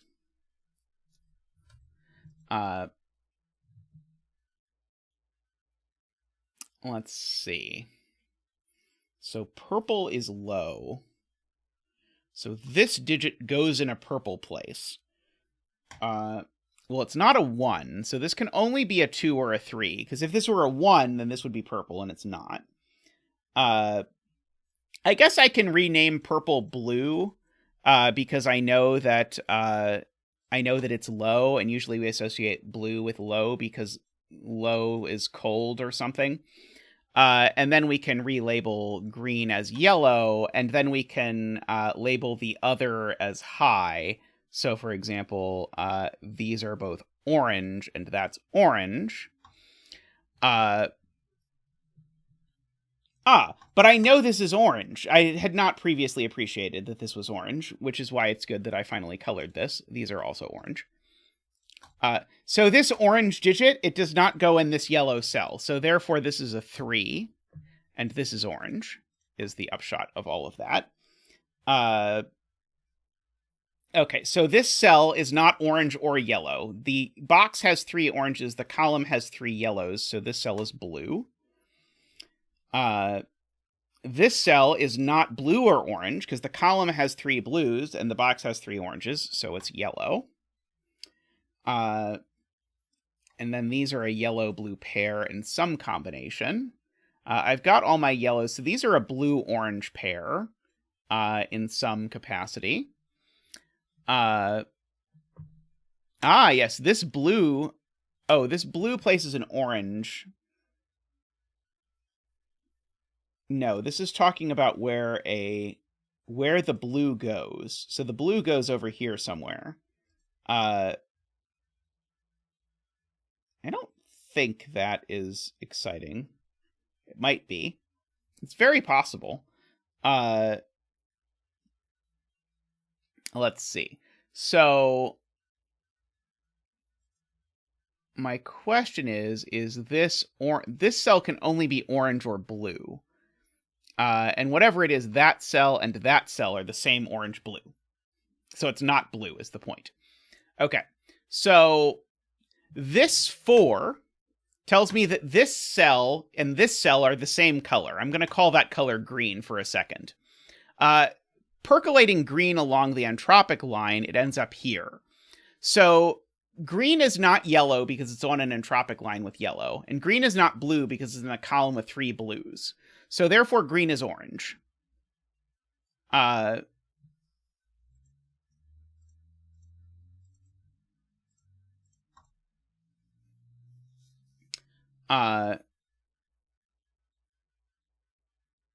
So, did I screw something up?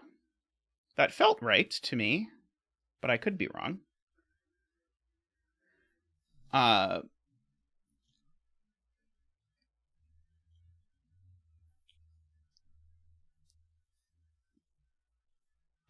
Okay, so these are a yellow and a blue. So these are a yellow and a blue.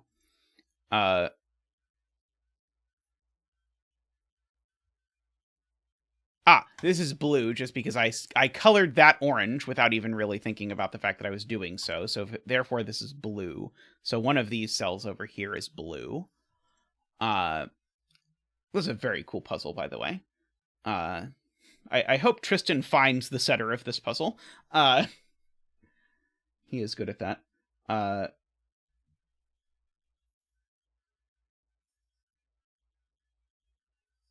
Okay. So this cell... Okay, Eric points out this cell is high, and it's telling me the place of a yellow, so it can only actually be 7 or 9. It can't be 8, because we know that cell is not yellow.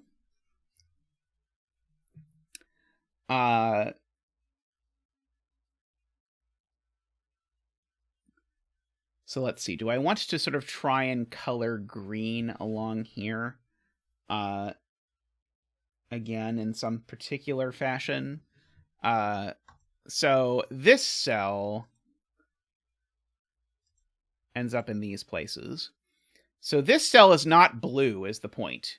And so this cell being not blue and not orange is yellow. So I think that's the point, is that I know that's yellow. So that's orange. So that gets me there at least. So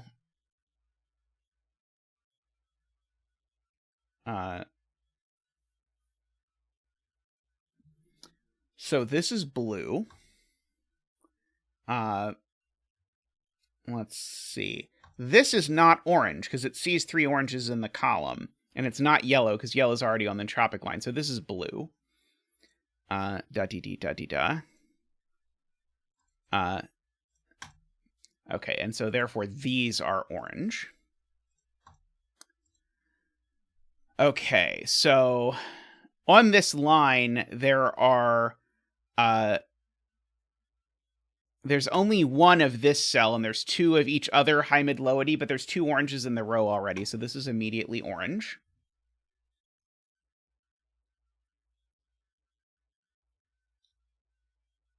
Row 10, column 3 is yellow. Oh, that has been withdrawn. Whatever that means. That's a trio of oranges in the column. I guess I already knew these weren't orange. Nothing in this box is orange, actually.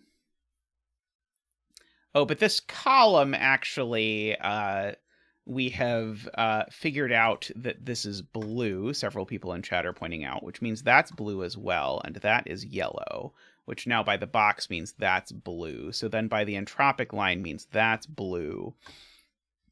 And by the entropic line means those are yellow. So that is cool. So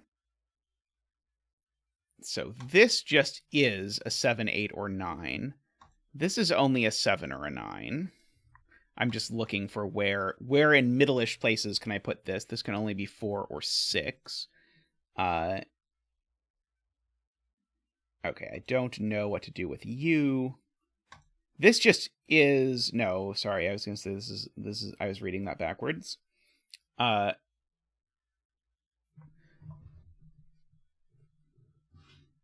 Yeah, this is, yeah, somewhere over there. Okay, so that I don't think is exciting as of yet.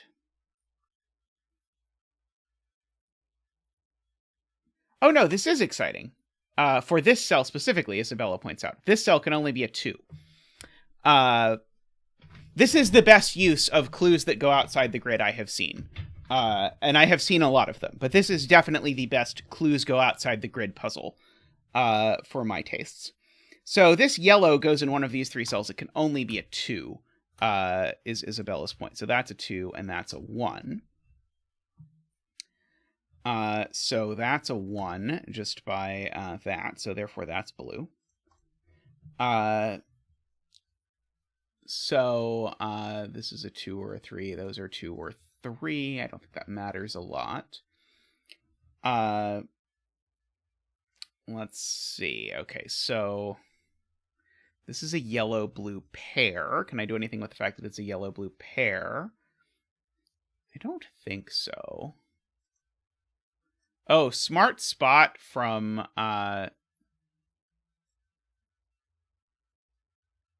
Nicholas. These 2 aren't orange, and they're the same. So these 2 are either yellow or blue, giving me either the last yellow or the last blue for the row. Maybe I can't quite sort that out yet.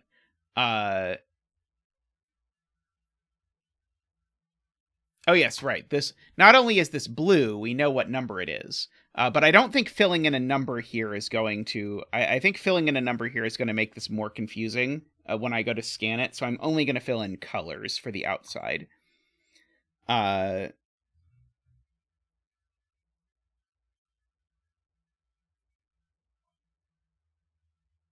So these 2 are also the same, and that's not yellow. So these are orange or blue. So these are orange or blue, and these are blue or yellow.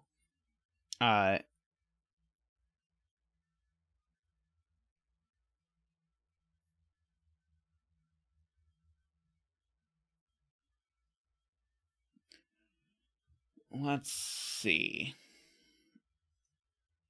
So this is going in an orange place. That's not helpful. I have no idea what it is, because orange place goes through all of those. I was looking to see, okay, this digit is going in an orange place, but that also sees all of them, so that's not very helpful. Let's see. I can mark that these 2 are the same digit.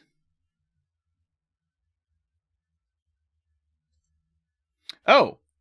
How did that ever get missed? Garion has a spot that is... This cell has to point to a yellow digit, so it points at that yellow digit. Oops.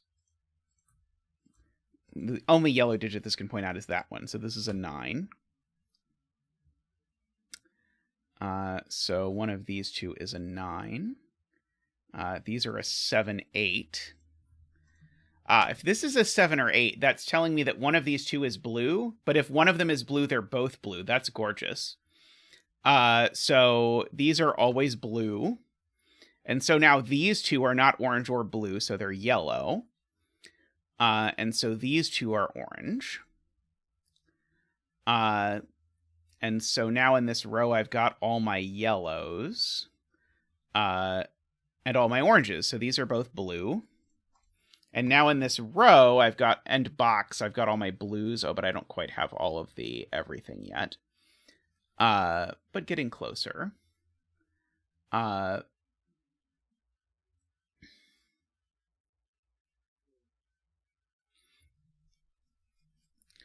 Uh,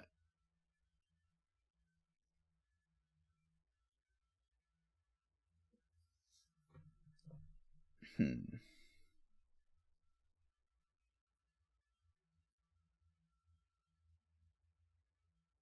Oh, that's a good spot to Eric. I just never filled in this last cell, so this is definitely orange. And so by virtue of being orange, this is either a 3, a 6, or a 9. So we have a like weird mini modular line thing going on. Let's see. I know this cell is orange or yellow.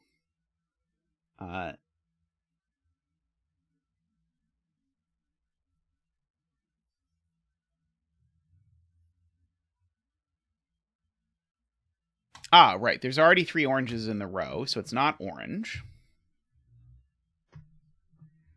Points out Jay.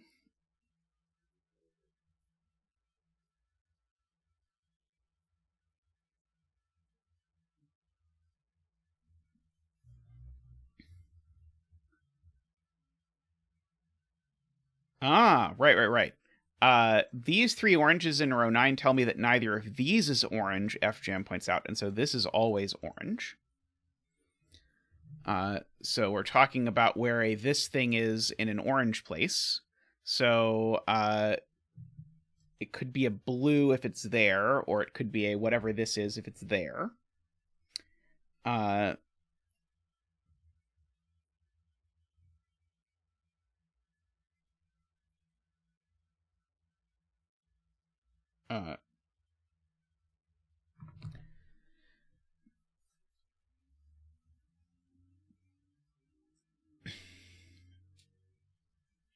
Let's see, how else am I extending this coloring? I know that neither of these is orange. Sorry, I was going to say something very not true.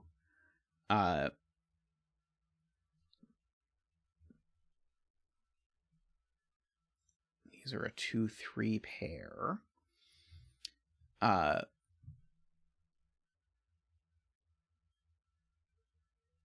Oh, I know that this cell at least isn't orange, because this can only be a 7 or an 8. So this is yellow or blue. So this isn't orange, for whatever that is worth. Very little, I suspect.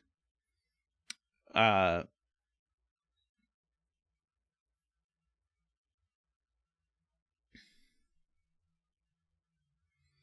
one of these two is orange. If I knew that was orange, I'd know this couldn't be yellow. Something like that.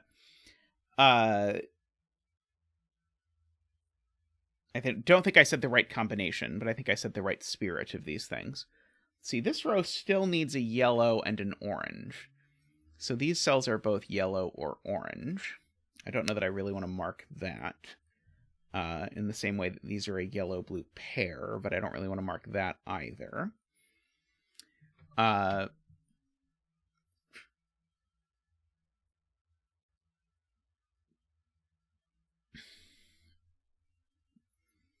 the last blue digit here is a 3.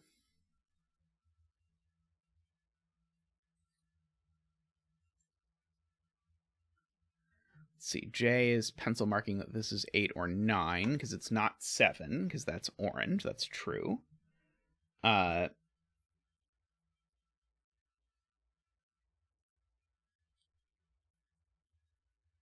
The 3 6s here, Stephen, because it's telling me where an orange goes in this row, and I know where all the oranges go in this row. So one of them is in the 3rd spot, one of them is in the 6th spot, and one of them is in the 9th spot, but this can't be a 9 because that would be a 4th orange for the row. So it's because I know where all the orange digits go that I know that it has to be one of those.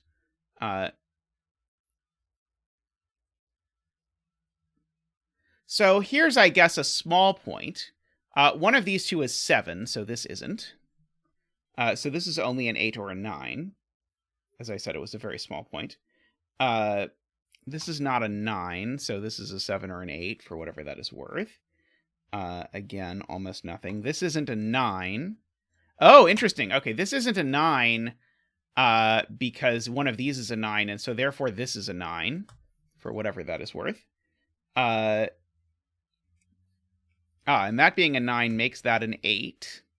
That being an 8 makes that an 8, which makes that a 7 and a 9 and a 7 and an 8. That being an 8 actually is potent because it makes that blue. And so we've got that. This cell's also blue because the 7th spot up there is blue. Let's see. So neither of these is blue. They're an orange-yellow pair. Hey, Memrister, how are you?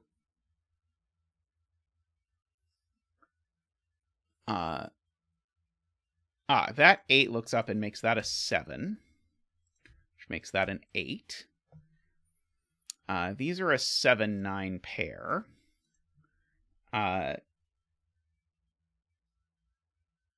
This is pointing at a blue place. So this is either a yellow or an orange that's going in one of these two. It's a 7. That's true. And that's a 7. That's true. This is a 9. So the other orange digit here is a 7, for whatever it's worth. Actually, this is a 7 just by Sudoku. That seems like a good thing to note. I probably now have most of the 7s. I don't quite have all of them yet, though. Sadly. I know that one of these two is a 7.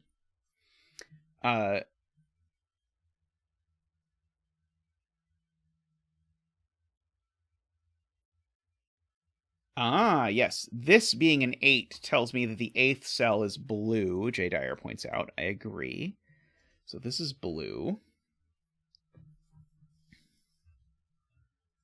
And so that being blue makes that blue, which makes both of these yellow, which then in turn makes this a 6. So we have that. So this is a 4 or 5. And this is a 4 or 5. That's a 4 or a 5. So the 6 in the column is down here. And so this isn't a 6, it's a 4. Which means that that's a 4 and a 5. This is a 6. And that is a 5. This 6 points at that cell, which makes that yellow. Which makes that orange. Which means I'm pointing at an orange here. Now, that can't be orange because it can't be 7, 8, or 9, so that's orange. And therefore, that is a 3, and that's a 7. And this is blue or yellow. I don't know that I really want to pencil mark that yet, but there we are. It's not blue because there's 3 blues in the row. So this is yellow. And that's blue. These are a 1-2 pair, so that's a 3. These are a 4-5 pair, so that's a 6 and a 5 and a 6 and a 5.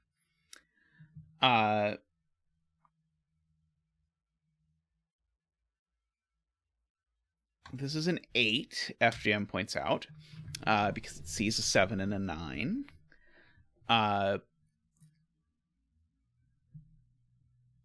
There's one more orange in this row, and it's an 8.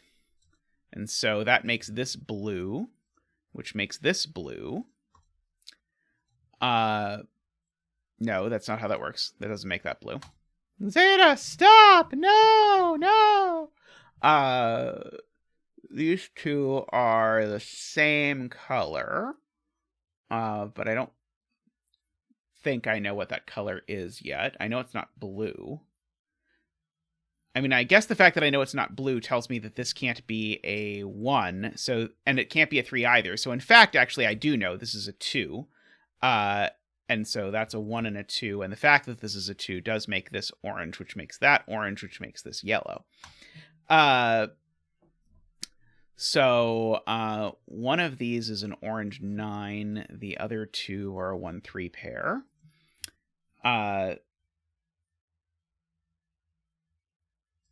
Okay, so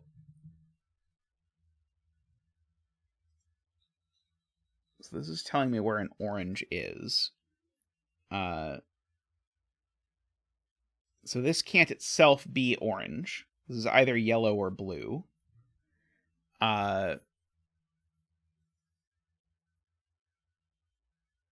good spot from Eric. This is telling me where a yellow is in this row. Well, both the yellows are in this box except for that one. So this is in fact a 9. And so these are my yellows for the row. And are a 4, 4, 6. Sorry. Okay.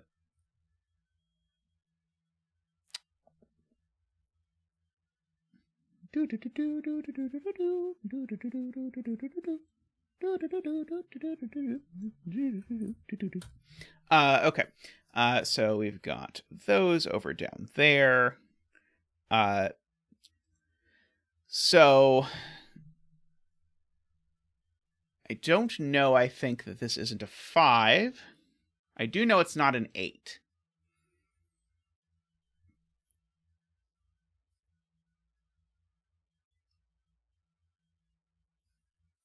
Smart point from FJam. Neither of these can be 3, so therefore that is 3. So this is 1 or a 2.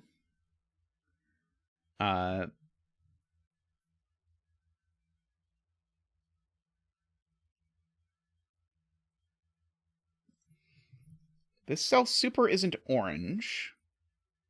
If it's yellow, it's a 5.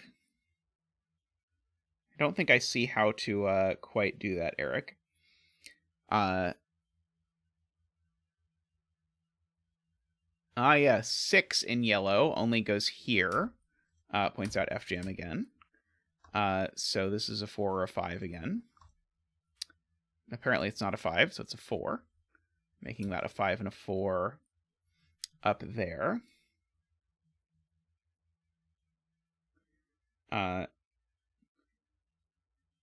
Oh, right. This cell from over there. This 9 means this cell is blue. That's Eric's point. Well spotted. So we've got that.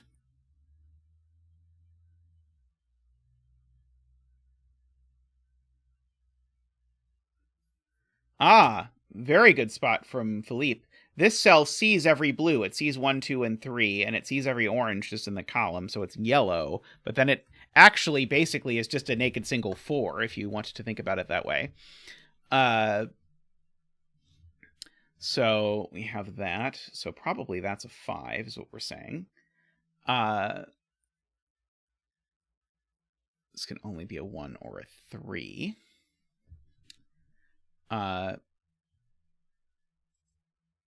Well, I know the 5 is in the row is in one of those two cells.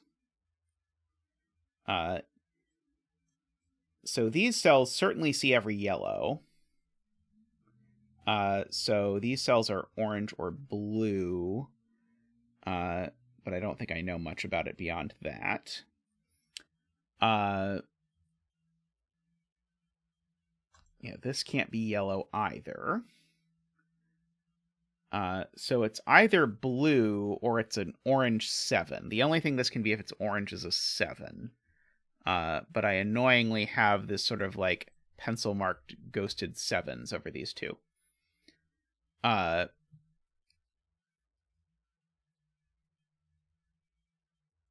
Row 5, column 5 is a 6, says Isabella.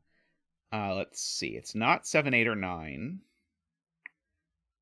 It's not 1 or 3. I'm trying to see how I know that it's not 2.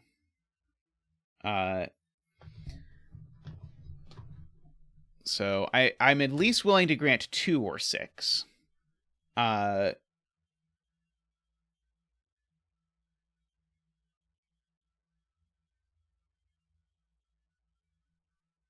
Oh, it's just a question of where 6 goes in this box. It's not that this is a naked single. It's that 6 in this box is just placed here. Got it. Okay.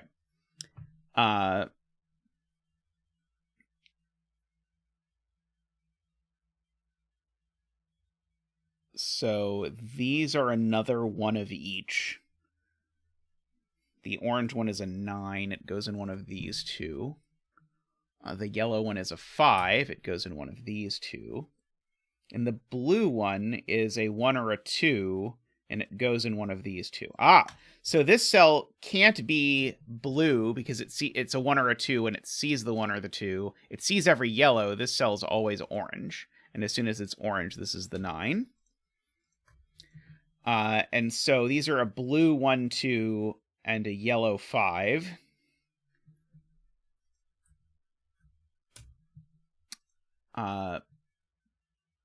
To read across like that. 6 in box 9.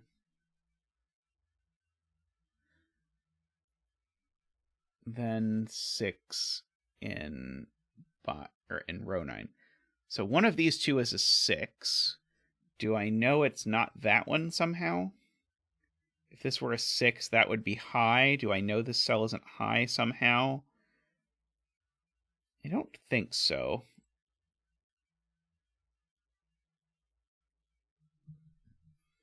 Oh, right. Carl makes a smart point, which is that this cell is a 1 or a 2, which gives us a triple in the box, which means that these digits I know are 4, 5, 8. Not 5, sorry, 4, 8. I think 4 and 8 are the only digits that are missing from the box, I regret to say. No, not the other. Oh, and 3. 3 is the other one. The other one is 3. Okay, so this is not a 3. This is not an 8 or a 4. So this, in fact, is a 3. We could just place the 3. So these are a 4, 8 pair. So one of these two is a 3. One of these two is a 3, which does a bunch of things. One of which is that it gives us a Jovi on 3s, which places a 3 here, which places a 5 here. But it also means that that's a 1, and this is a yellow 5. So this is blue, and that's the yellow 5. So we've got all of that going on.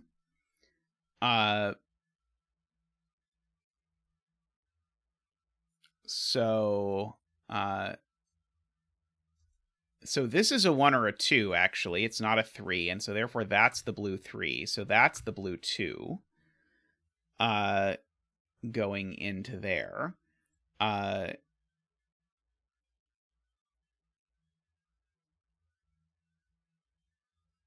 This cell isn't yellow. If it's blue, it's a 1. These cells aren't yellow either.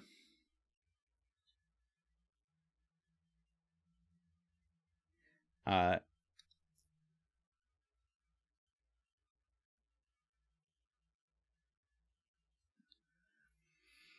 know one of these is a 2.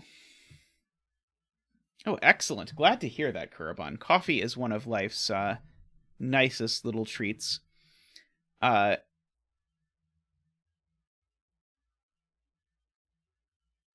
Remember the outside clue, row 4 on the right side. That 3 places an orange here. Good.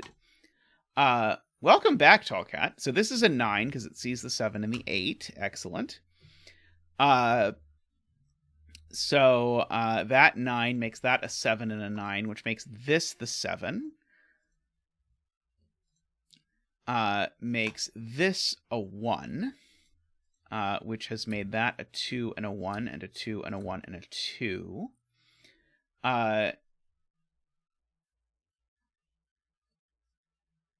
That is very British. One of these is a 2, so that's a 1.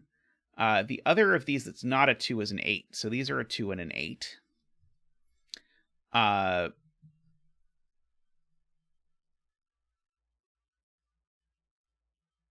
So this is not referring to an orange there. So this is either referring to an orange in the 9th spot, which would make this a 9, which is not possible, or it's referring to an orange that's within this box, because it can't be referring to an orange there. So this can only be a 1, 2, or a 3, but it can't be a 1 or a 3, so it's a 2. And therefore that is orange, and that is yellow. And so this is an 8 or a 9. This is just a 6, making that a 4 and a 6. Making this cell neither yellow nor blue, because this cell sees 1, 2, 3, 4, 5, 6. So this cell is orange, which makes this yellow, because the row has all its oranges now, makes that orange. Oops, makes that orange. So that's the 8 and the 4. Makes these a 3-4 combo, but that one's not a 4, so that one's the 3 and that one's the 4. So this cell's an 8 or a 9, but it's not a 9, so that's an 8 and a 9. It's going to place the 8 up here, which is going to make this the 2. That 1 looks up there. 2 and 8. Okay, and so now we get to color the outside. So the 5th one in here is orange, so that should be orange. The 6th one in here is blue, so that should be blue. The 5th one in here is yellow, so that should be yellow. The 3rd one in here is orange, so that should be orange. The 6th one in here is orange, so that should be orange. The 5th one in here is blue, so that should be blue. The 7 down here, that's yellow. The 2nd one down here is orange. The 4th one in is orange. The 7th one in is blue. The 1st one in is blue. And this cell is the 5th one in, which is blue. Oops. Oh, sorry. How did I miss this one? This is the 1st one in, which is blue as well. This is the 5th one in. Oops. How did I somehow decolorify that? Who knows? It's the 5th one in, which is blue, and it is the only one that gets a digit, which is a 1. So congratulations to all of the 1-betters out there. You have won again. Congratulations from Zach and I to all of the 1-betters, and congratulations to Magnageas for setting an absolutely wonderful puzzle. This is a fabulous and cool puzzle. That, had I not already made my Puzzles of the Year list, would be a contender for the for that. But I'm not going to go revisit the list at this point. So we'll already sort of trying to figure out how to make it like a top 25 or something. We'll see. But anyway, thank you for that. I am going to take a quick break, and then we'll be back with more puzzles, so fear not. I will see everyone shortly.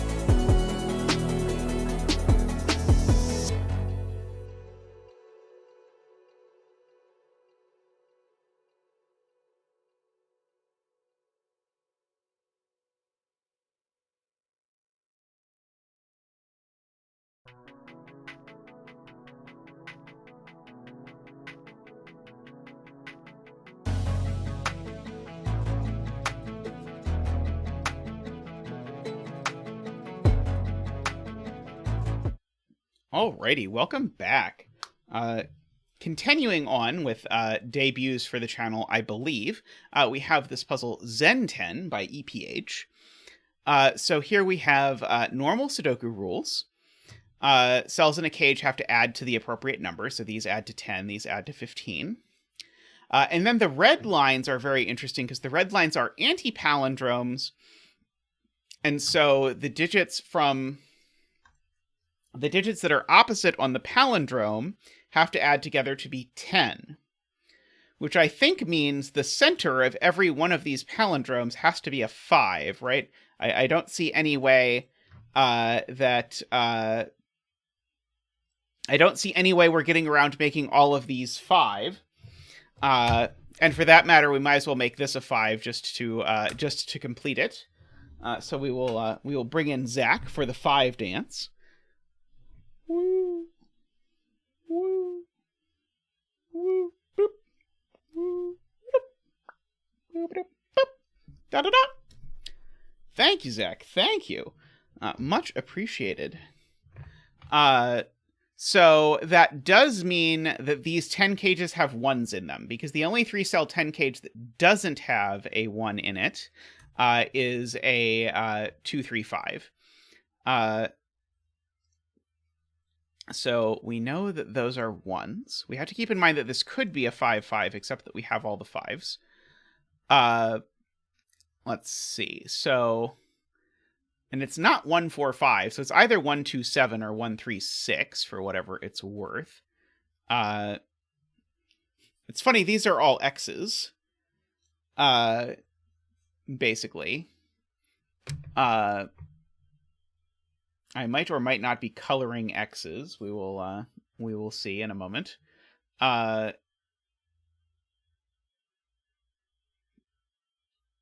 So these 2 cells add to 10, 15, 30. So these add to 15, which is interesting. And I thought was going to be really compelling, but I don't think it is. These add to 15, I don't think tells me a lot until I know what these are. So I don't think I did that math in a way that was useful. These add to 15 plus 10 is 25. So these add to 20. That's getting up there into the kind of interesting range. I think that means this digit has to be at least a 3.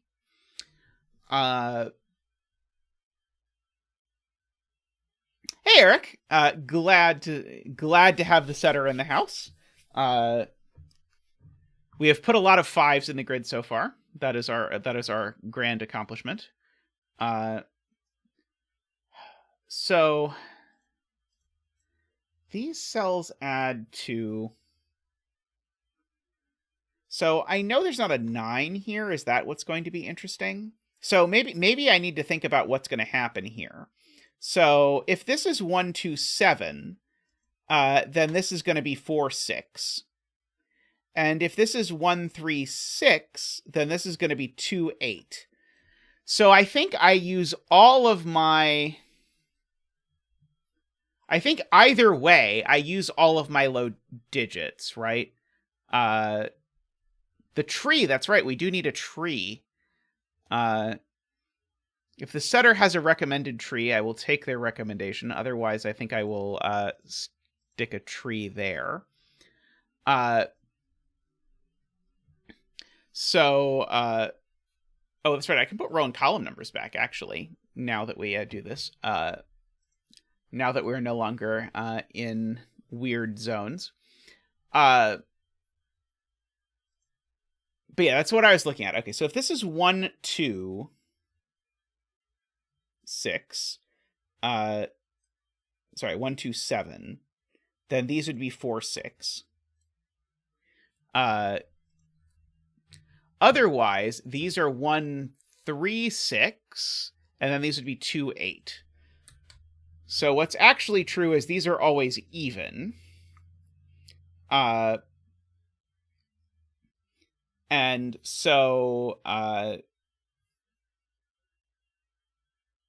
the same thing happens in row 1, where we again have these two things plus this 10 gives me the same... Wait, no.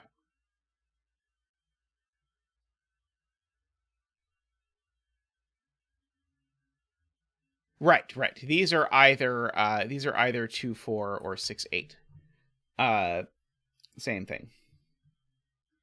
Okay, so Kurbon asks where row 2, column 4 is in box 3. So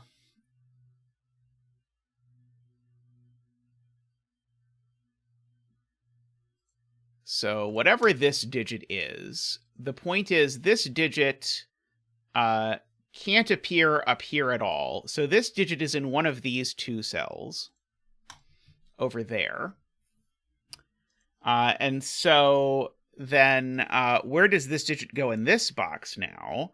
And the answer is this digit in this box now can't actually go up here, because if it did, the digit that it sums to 10 with is there, and that's not going to work. So in fact, the yellow digit always goes there. That is very interesting. And so can I also do something useful with this digit? I'm not sure. I think I might just want to start coloring dominoes that add to 10. So I might want to also color this cell yellow, but I'm not sure.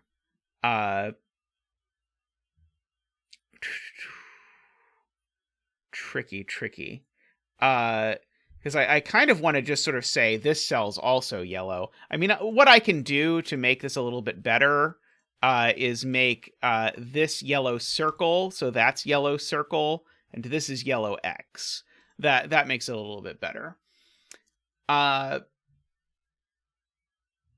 So now, where is yellow X in this box? And the answer is that yellow X in this box also can't go on this 10 drum, so the yellow X goes up here, and so the yellow X definitely goes in the 10 cage. For whatever is worth. This can't be yellow. Should I color this as my next one? If I make like both of these green? Yeah, let's try making both of these green, because this is definitely not a yellow sum. So if I make these green, and I now ask where...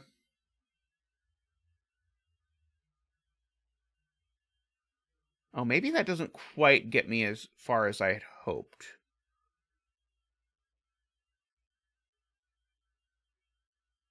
I don't think that gets me anywhere. Talkat with a smart suggestion that maybe I should look at the one that I actually know something about that's sort of similar. So we'll make that green and that green. And so we'll ask where this green goes in this box, and it certainly goes there. Because, again, the thing that sums to 10 with is there. That's actually maybe the slightly cleaner one that's sort of set up to C to start. So we can sort of XO our way through that. But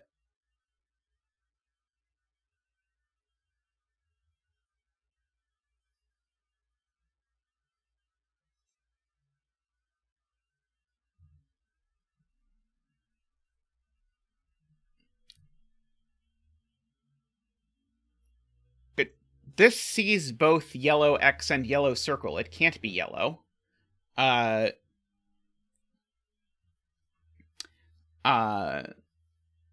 So now green circle can't go down here, because green circle down here would put green X over here, but green X is already in the column, so green circle by Sudoku is over here. So whatever this is, it's not green.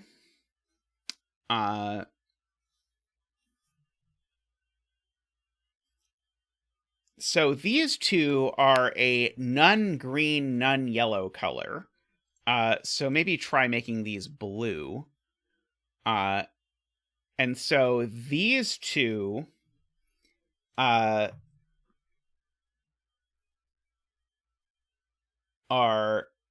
interesting in that now these two are...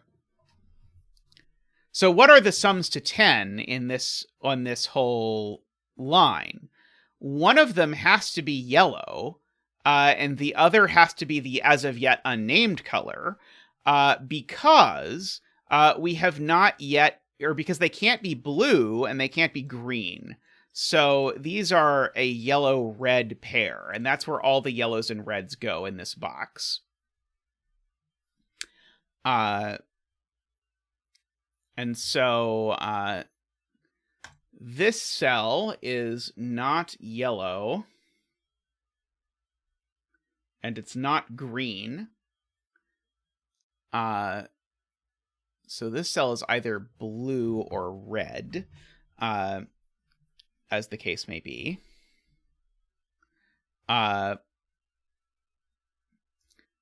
Right. These have to be red, is Nicholas's point, because they're not green or blue or yellow. So these are definitely both red. And so this is yellow. Just to finish off the box. This cell is not yellow, red, or green, Jay Dyer points out. So this is blue. To make the world work. And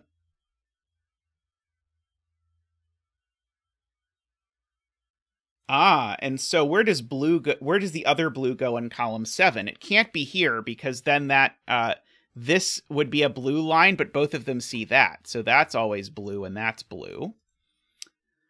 And so therefore this is red, and that's red. Let's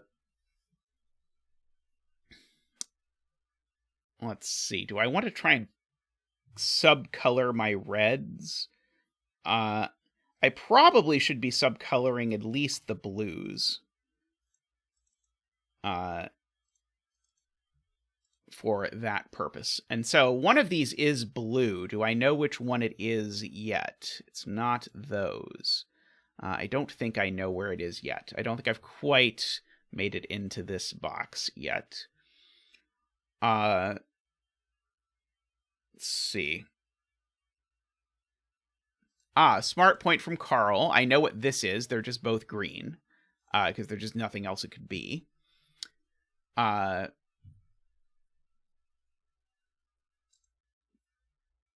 Let's see. This row, I know I've got both my yellows and both my blues. So this cell can only be red or green. Blue circle is just placed here in box 9. Jay Dyer points out beautifully. And so this is green X.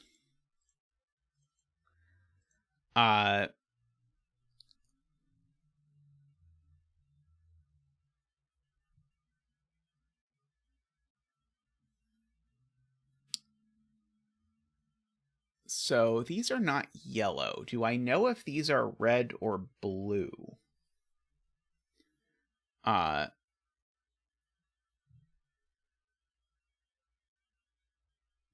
think Jay Dyer knows, but I don't think I know.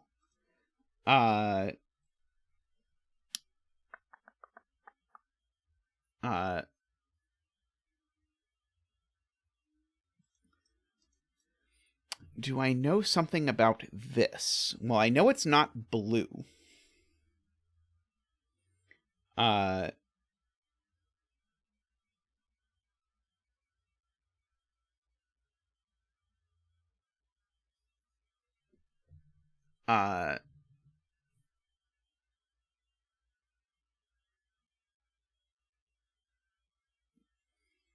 do I know that blue isn't... Oh, right. Neither of these can be blue, so neither of these can be blue. So this is blue. That's the point. Because this is 1/2 of each X, is the point. And so this is 1/2 of each X, so neither of those X's is blue. So therefore, blue circle doesn't get to go on here at all, and so therefore, this is Jay Dyer's point, blue circle goes here. And so now, now this can't be blue at least. And this can't be blue either.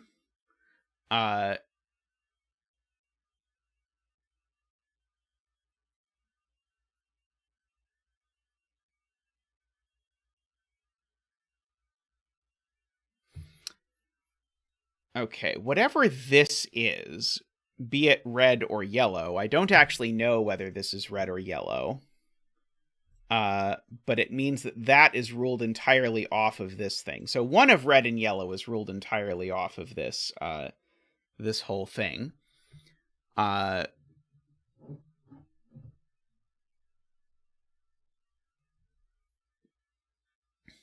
Let's see. Not figured it out yet.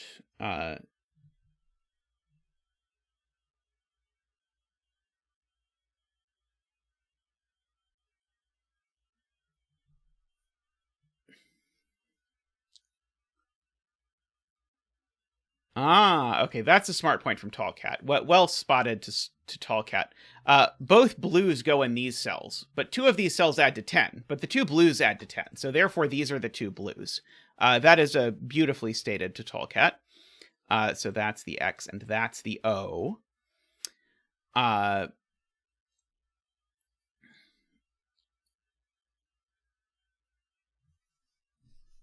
So this cell is not green or yellow or blue, so therefore this cell is red.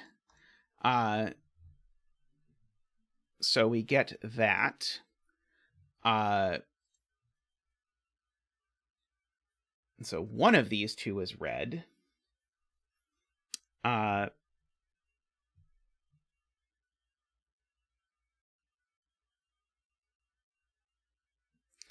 Blue isn't allowed on this line anymore, so blue X is here. A few people have pointed out that is wise. Let's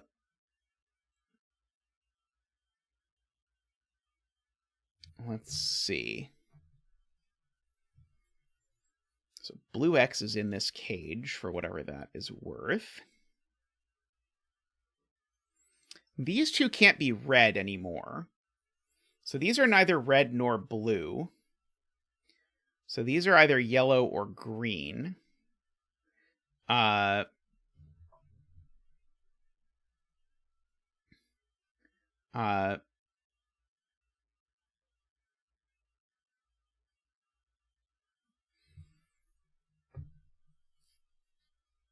yeah, where's the other green in row 3, asks Carl. The other green in row 3 is here, and so these are both green, which lets us sort of percolate those, which lets us percolate those.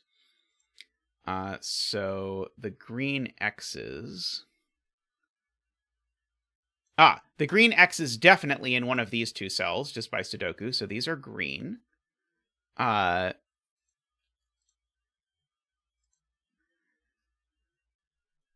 And we know they're coloring, or they're subcoloring if you prefer.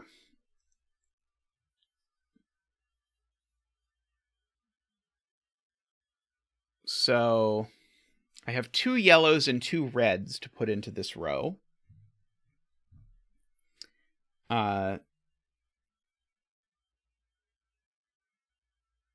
Which I'm going to do somehow. These 2 are... these 2 are definitely a yellow-red pair, because they can't have the same... Right. These 2 can't be the same color by this box. So these are a yellow-red pair, and therefore that's always red. Which is, I think, the thing that a lot of people in chat saw 60 million years ago, but what can you do? Now, these can't be red because they see this cell, so they're yellow. Uh-oh, I broke it. Oh, right. Sorry. These are a yellow-red pair. That's red, so therefore this is yellow. This is yellow. Okay, and as soon as that's yellow, this is now red because it can't be both. So, so these are red. Welcome, Kyle's Comments, by the way. I enjoy the name Kyle's Comments.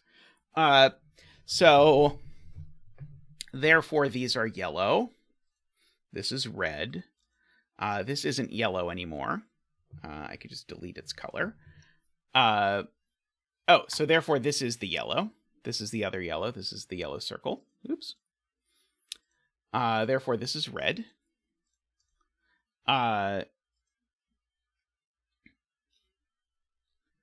So I need a blue circle in this column. It has to go here. And so now I need a yellow X in this column, and it has to go here.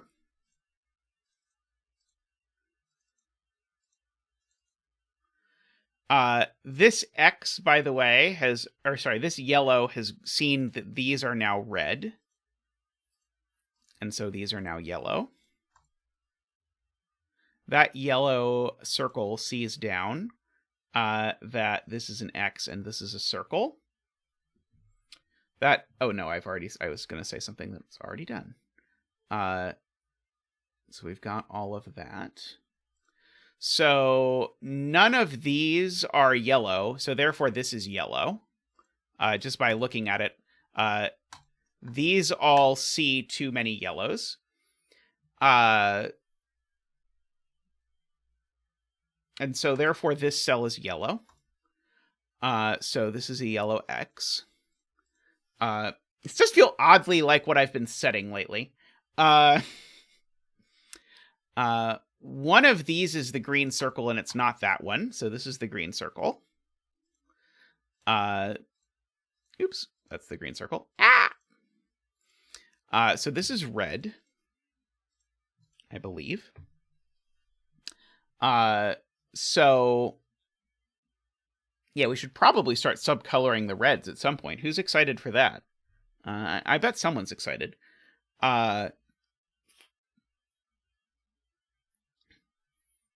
So one of these is a blue X, but I don't quite know which one. Let's see.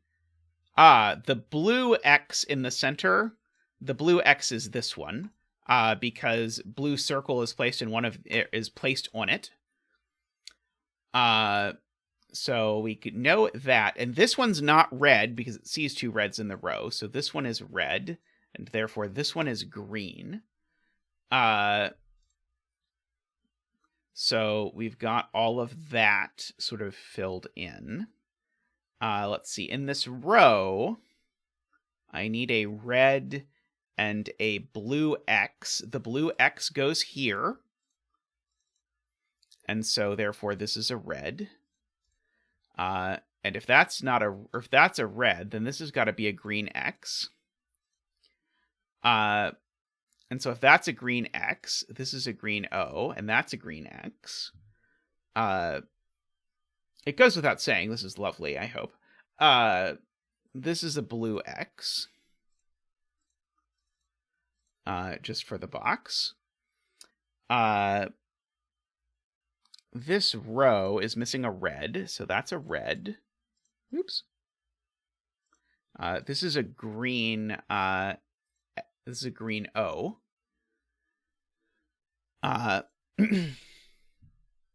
So we've got all of that stuff colored. The green X in column 4 goes down here. And so at the top of this, I have a blue, and it's a circle. So that's both my blues. Neither of these cells are red, so one of these is red. In fact, both of these are red, because of Garian's comment that this isn't red, so both of these are red. And so these are a yellow X, which goes here, and a green X, which goes here. So they're both X's. So now I look at this column where I've gotten all my reds, greens, and blues. So this is yellow and is therefore a circle. It is therefore a circle. And now this is blue and is therefore an X. Okay. So now we know that 1 is one of these things. Well, 1 is in both of these, but these are different blues, so those aren't 1 right away. Yellow isn't in both, so yellow's not it. So the red is 1. And so this is the digit that's 1. That's a 1. That's a 9 and a 1, and a 9 and a 1. And a 9, and a 1 and a 9. And a 1, and a 9 and a 1. And a 9. And a 1 and a 9. And a 9. And a 9 and a 1. Excellent. So we have successfully figured out what is going on with the ones. I really like that way of revealing, by the way, that red is 1, 9. And I have now subcolored the reds, as Jay Dyer requested, by labeling them each as 1 or 9. So now I must think about the fact that these two things need to be a 2, 4, because they can't be a 1. So I guess I know that yellow and green are the even ones, and so therefore blue is 3, 7. So everywhere there is a blue, I can just pencil mark it as 3, 7 to start. But then if I think about it, maybe I can figure out what's going on with that. Maybe not, actually. Maybe I don't quite know enough information yet. Let's see. So anyway, I know the X's are the lows. Oh, I know the X's are the lows. So that's the thing I should take into mind. So this is a high even. This is a 6 or an 8 because the green X is a 2 or a 4. So this is a 6 or an 8, which means this certainly can't be a 7. And so therefore blue X is 3 and blue circle is 7. So we can carry that through the grid, trying not to make errors as we do. So 7 and 3. And so now yellow X is 2. And so yellow circle is 8. 2. This is a 2 and an 8 and a 2 and an 8 and a 2 and an 8 and a 2 and an 8 and a 2 and an 8 and a 2 and an 8. And so therefore greens are 6 and 4. The circle is the 6. The X is the 4.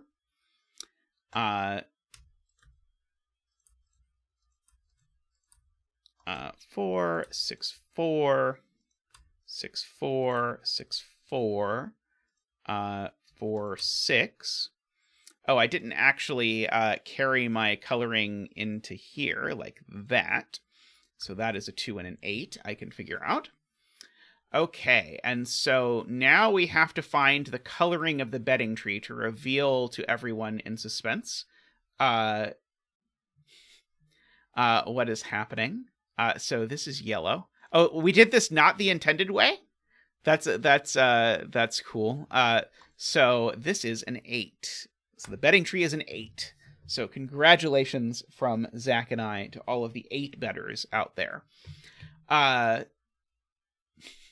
This is not quite the coloringest coloring that we've done, but this is definitely one of the colorings that we've done. There was some woofer puzzle that was just a color. I think it was a woofer Jacob puzzle that was just a coloring disaster. This is a delightful puzzle. Yeah, how many people thought yellow circle 8? Yeah, it's funny, when this was started, I didn't think it was going to be this. I was thinking, like, maybe I need to color dominoes that add to 10, but I've just been setting so many puzzles that involve coloring dominoes that add to 10. I was like, that's probably not it. But that was it, and we did figure it out. This pair pointing into this box is very cool. Yeah, I wouldn't want every puzzle to be this, but it's important sometimes to color your 3s and 7s. But I quite liked that, and I really liked the ending, even if the ending was not quite the same ending that the setter Eric had imagined. But quite an enjoyable solve. Oh no, Jay bet purple A. Jay was betting I was going to pull out the letter tool. well, we'll see about that. It's true that it doesn't take that much. I won't start coloring if I don't think it's going to get me something, but if I think there's any hint that coloring might make it better, then I have no shame about it. Alrighty, I am going to take a quick break, and when I come back, we will do another puzzle, which may or may not involve coloring, so stay tuned to find out. We'll be right back.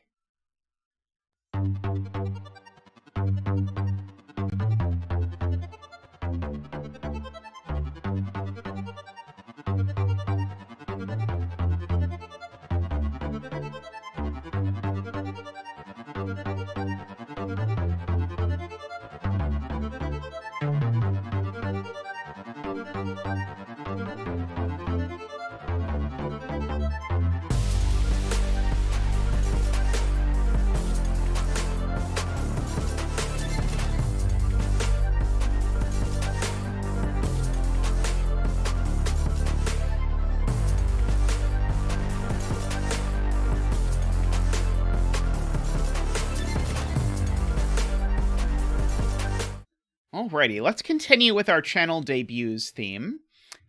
So we have Tic-Tac-Woe by DJV up next. So this is a puzzle with killer. So again, that's these cages. They tell you the sum. And then we also have these German whispers, where along a whisper line, what you know is that every pair of digits that touch each other differ by at least 5. My Codec says that their favorite Zeta feature is when I color 1 9s in between lines, and it turns out to be totally unnecessary. That has happened. I mean, often you need to know that something sees both of them, so you often need the coloring of the 1 9s, but then sometimes it turns out to be totally gratuitous. So I think the easiest place... I was going to start here, but the easiest place to start is that a 16 cage is always 7 9. So these get to be orange. So that'll be orange, and so these will be blue. Da-dee-dee-da-dee-da. By the way, if you're curious what the orange and blue mean, the orange and blue, in fact, this is a known digit now.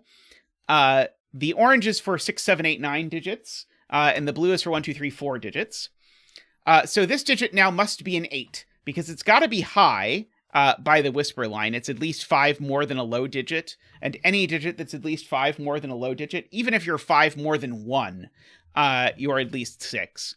But this can't be a 6, because if this was a 6, these would be a double 1, which I can't do. So therefore, this is an 8. Sorry, only one of them is an 8, and it's that one. And we get to bring out Zach for the 8 dance.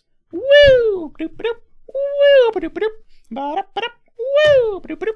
Ba-doop-ba-doop. Woo! Ba-doop-ba-doop.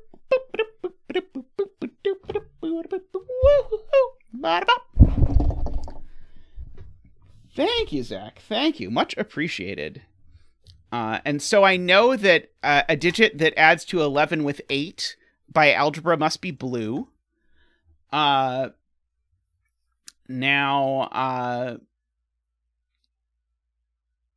let's see. These have to be blue because they're across from an orange. That has to be orange. And this thing that's orange is the last orange for the column, so therefore it's a 6, and that's a 1, because 6 only goes next to 1. Now these can't be 4, so these can only be from 1, 2, 3. That one's not a 1. Let's see. Okay, so one of these digits is a 5. Good luck figuring out what the 5 is. Let's see. Yeah, I don't think I know anything about which of these is a 5 yet. These two digits need to add to 12. So if these two digits need to add to 12, one of them is high. And then the other one is low or 5. So one of these two is high.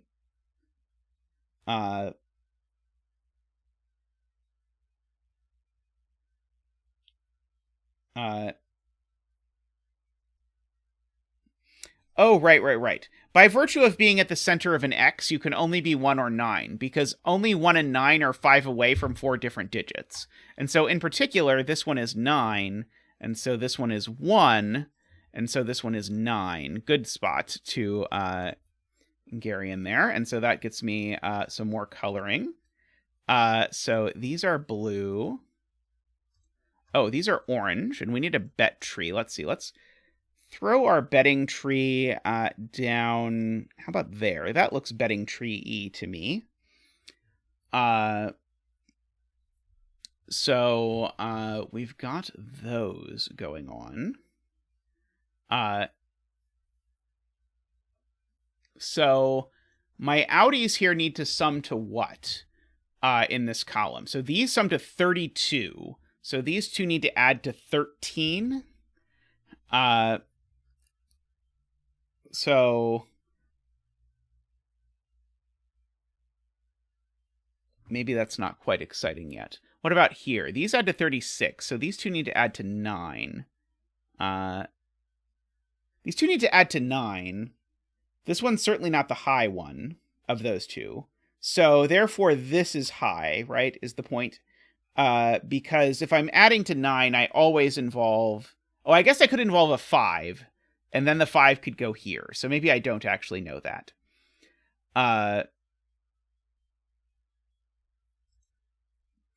Oh, right. Okay, sorry. So I missed the point in this column, but chat has the point.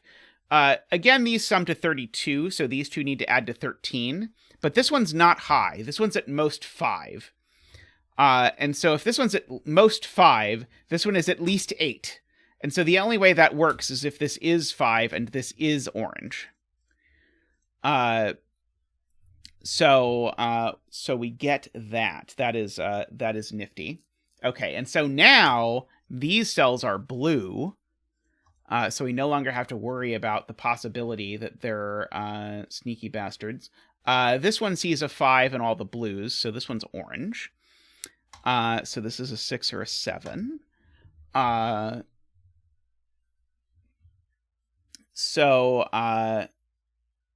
So these two, again, need to add to 9.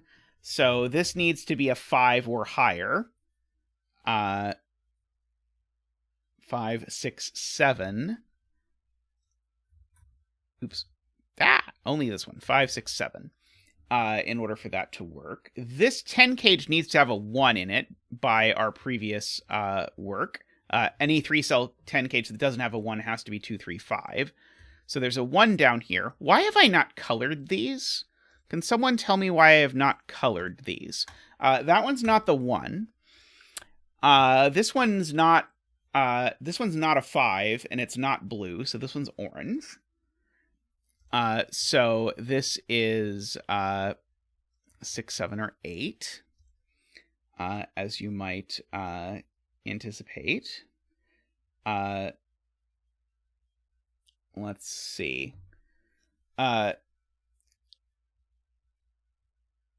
Oh yeah, the one that at the very beginning, I as a joke just colored it blue and didn't fill in the 3, and then I forgot about the joke and never went back to it. So yes, this has been a 3 since time immemorial. This is a 2 or a 4. Let's see. So one of these two is a 3. So one of these is a 3. I feel like all of this pencil marking is not going to lead good places. This is not 1, 3, 6 or 1, 4, 5. So this can only be 1, 2, 7, right? In terms of my 3-cell sums to 10. This is what happens when I set too many 10-line puzzles in a row. I suddenly know my 3-cell sums to 10. Let's see. I mean, I fully intend to color every single cell. This is not the 7. Fun fact. It's not the 7 because there's a 7-9 pair in the column. And so this is definitely blue, regardless of what it is. It's blue. Now,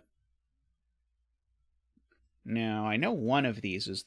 So, one of these is blue.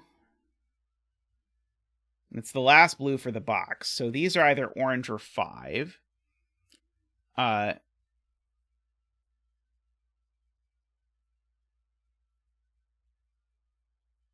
Yes, these are not 1 and 2, so therefore they are 3 and 4. Good spot to Emily. So these are 1, 2, so therefore this is a 4. And these are 2, 3. They don't really need a corner mark anymore. Let's see. So 21 plus 9 is 30. 38 would mean these two would have to add to 7. Now that this is a 2 or a 3, this can't be a 5 anymore, points out Math Pesto. Excellent spot. It's the best kind of spot because it lets me color something. I am very excited by any spot that lets me color additional cells. Let's see. These still need to sum to 12. But I don't think I know what's going on with that yet.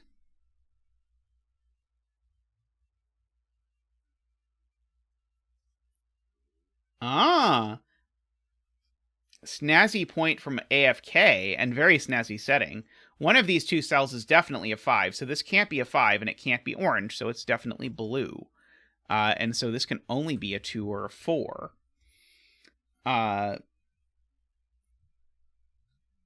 Great spot to AFK there. I can't have all 4 lows in the 21 cage, so these definitely aren't low. And so therefore this has to be high, right? If I had all 4 lows in a 5-cell 21 cage, the other digit would be an 11. So this has to be orange, is the point. And so these are blue, and that is orange, and that is very cool, setting-wise. So these are 6, 7, 8. That one can't be a 6 because a 6 would put a 1 in one in both of those cells. Now both of these see a number that is at most 7. Oh no, this one doesn't. But this one sees a number that's at most 7. So this one can only be a 1 or a 2.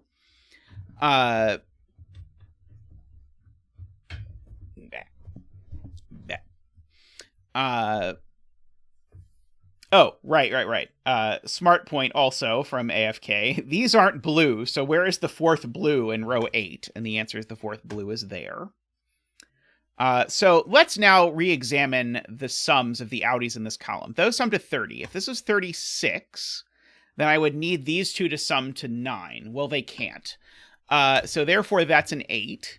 So now these sum to 38, and these two need to sum to 7, which they can only do as 3 and 4.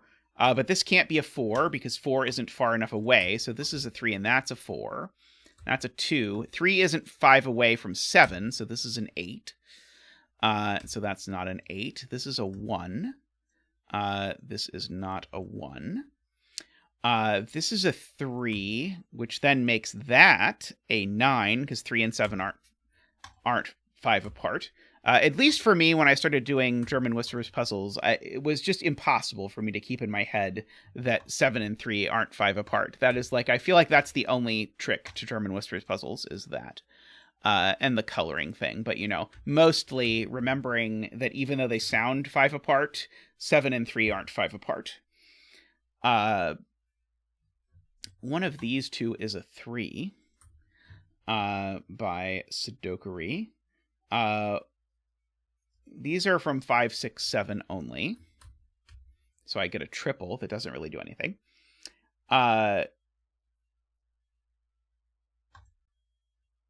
This can only be a 4 or a 5. And this can only be a 4 or a 5. Let's see. Can I do a 20 cage in 3 without 6 or 7? That's got to be known, right? No 7. No 6 it is. Oops. No 6. Okay. Yeah, this is a 20 cage with no 6 or 7. So by the magic of the killer calculator, which, by the way, if you don't know about the killer calculator, it's amazing. It will just let you sort of double click on digits that you know are in or out of the cage, and then it'll tell you all the possible sums. So it'll tell you that this has to be a 3, 8, 9, and so therefore that's a 4 and a 3.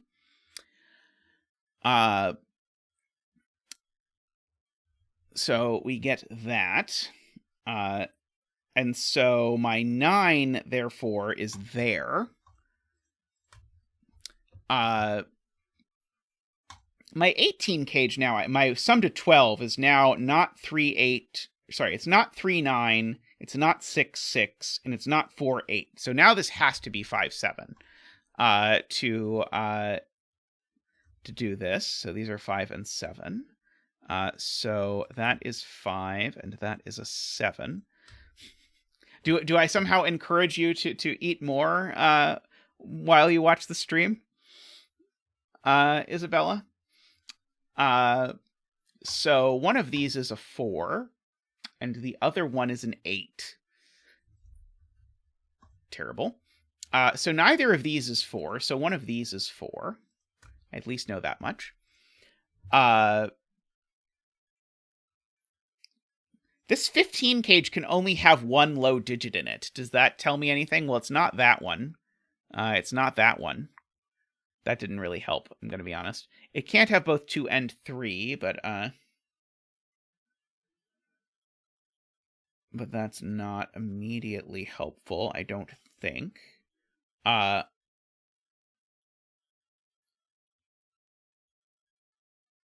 Yes, this cell is the only place for another 6, 7 in the row, because this can't be a 6 or 7 because of that. So this is a 6, 7. That is very helpful to Carl there. Let's see. Oh, this can't have 3 at all. Oh, it can't have 3 at all. That's true. Because there's a 3 gone by Jovi Wings.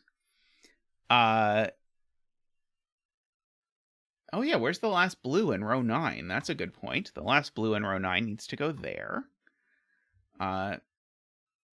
So this cell can only be a 1 or a 2.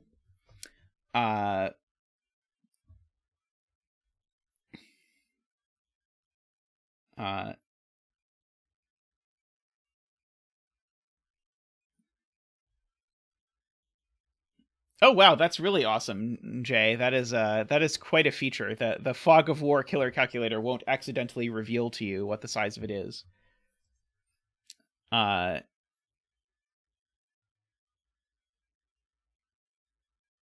Both 1, 2s go in the 21 cage in column 8. Not there, not there. So one of these is a 1, 2.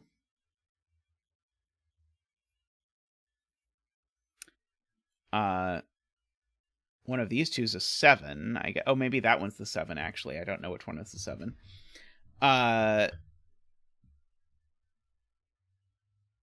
This isn't low anymore.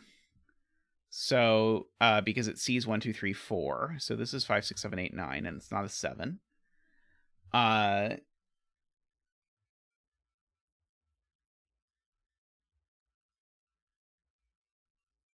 The 18 cage can't contain a 3. Oh, wow, there's a cage here. Wow. People kept talking about how there was a cage I could do, and I kept looking all over the grid, and I did not even see that this cage was here.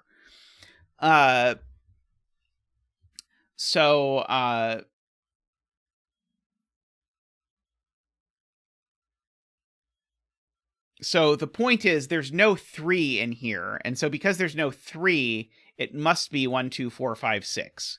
So these are 4, 5, 6 is the point. And so therefore these are not those. So they could be 3, but not 4, 5, 6, and then they could be 7, 8, 9. But the ones that can't be 3, such as that one, and this one, which apparently can only be 7, placing the 3 over here, giving me an 8, 9, and an 8, 9. That gives me some orange, which is what I was hoping for. So now my 15 cage has an 8 or a 9 in it, so it can't be something like this or that. So we've got those options. Actually, there's a 2 in this column in one of those cells. So there's no 2 in the 15 cage either. So it's either 159 or 168. So we've got that. Row 8, column 3. I don't know. Do I have to color the 6 7s to get... Oh, there's a 21 cage here. The 21 cage seems helpful. I was about to start Xing and O'ing 6 7s to figure out what this was. So 14 plus 7, so this needs to be a 7 in order to make that work, making that a 6 and that a 5. Moving right along. Making that a 7 and a 6 and a 7. These are a 6 9 pair. So these are a 7 8 pair, but unlike the 7 and the 8, I know the order. It has often been requested that I color the 5s either in a sort of gray of shame color or in like a green color. Like Casey always really liked the 5s to be green, so I can green the 5s for you, just so that they sort of stand out a bit. So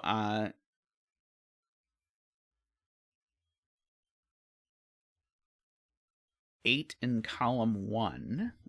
Yes, 8 in column 1 needs to go in this cage. And I can't put both 8 and 9 in this cage.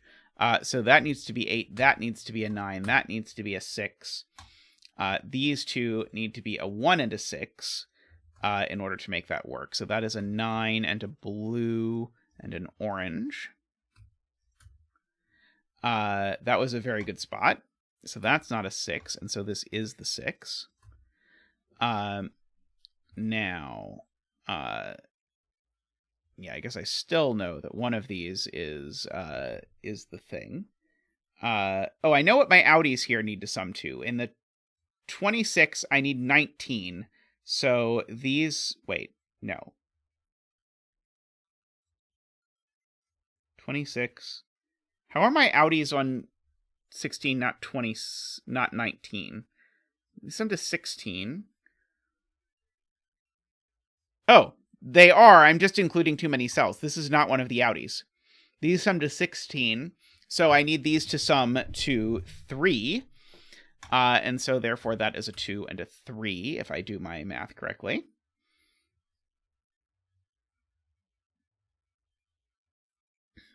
So therefore that's the 3. This isn't a 3. This is a 1 or a 4, but it's not a 1, so this is a 4. These are a 1-2 pair. Let's see. These are a pair of some description, including a 7 that goes there, and then an as of yet to be named digit that goes here. But I can see by process of elimination that it is blue, and I believe it is a 2. So we've got that going for us. One of these two is a 9, but somehow we don't know which one it is, and the others are 4 and 5. So I might as well fill in 4, 5, and 9 there. Let's see. Probably seems like about the time to let Mark help out. So Mark helping out has immediately revealed that this cell is green, making this cell blue, making this cell green. We get to chase some greens around the grid, making this cell blue. Not for not 5, not 5, not 5, not 4, not 5. So those are a 6-8 pair, so therefore that's an orange 9. And this is a green 5.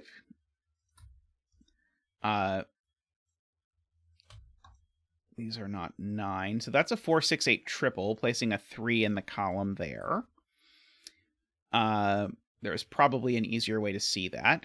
So there's a 1, 2 pair giving me a 6 here. I wonder how long that's been available. I don't know. It might have been forever, or it might have only just become available. I don't really want to ask. One of these two is a 5, so therefore these are both blue. Let's see. This is orange, and that's orange.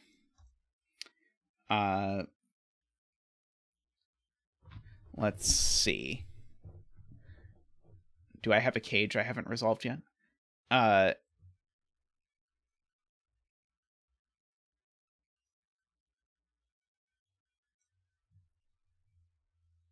Let's see.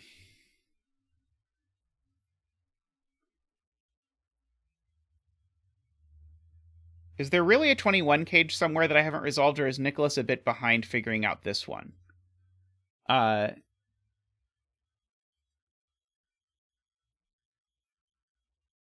This 6 goes next to a 1. Fun fact. Making this a 5. Making this a blue. So we go 2, 1, 2. 2, 1. Making this orange and this green. So 5 and 9. Making that not a 2, that not a 9. That's a 4, 6 pair for the box, making that a 9. And now we look carefully at what is left and try to decide what I'm not seeing. It's probably something else that is like very blatantly in the grid that I am just not looking at.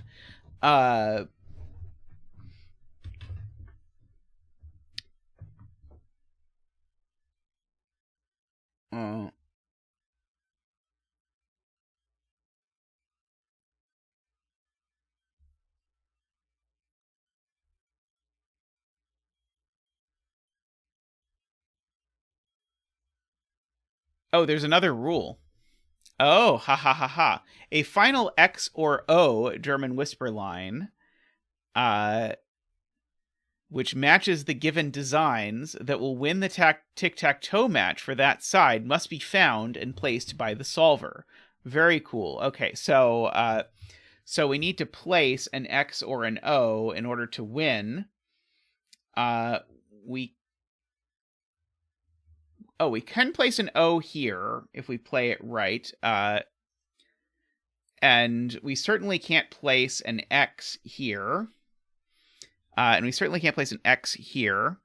Or an O, for that matter, because of the 5. Or an O here. So I think the only thing we can do is place an O up here. And seemingly my O's always go like this.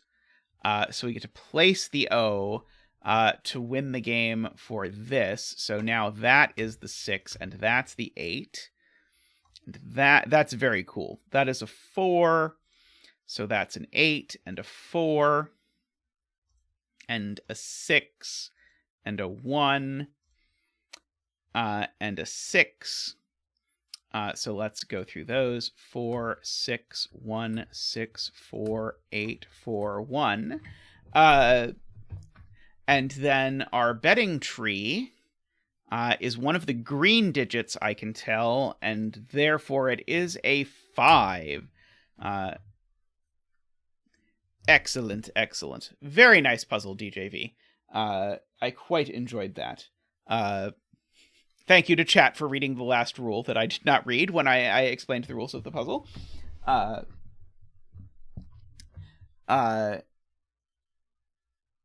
That was very clever. Alrighty. Let me take just a short break, and then we'll come back and we'll do something else. So be right back. Please, if you've not yet done so, take a second to like the stream. Just click the little thumb button. The thumb button makes Zach and I happy and helps new people find the stream so we can get closer to that 2,000 subscriber special. So I look forward to that. But we can't get there until we have 2,000 subscribers, and we're closing in on the last 100. So anyway, very much appreciated. By the way, if you're new to the stream and have not yet done so, please subscribe. It's great having you here. Feel free to introduce yourself as well. Anyway, I'm going to go be right back, but I'll be back with another puzzle shortly. Alrighty, welcome back. Let us do this Joseph Nehme puzzle. Rules here. There might be a surprise tic-tac-toe rule at the end, but we'll ignore the surprise tic-tac-toe rule for now. We have quadruples that tell me that that these digits are 1, 2, 3, and 5. That's just what the quadruple says. We have our killer cages. And then we have palindromes, which say that these digits are the same, and these digits are the same. And that's all the rules. So intriguing.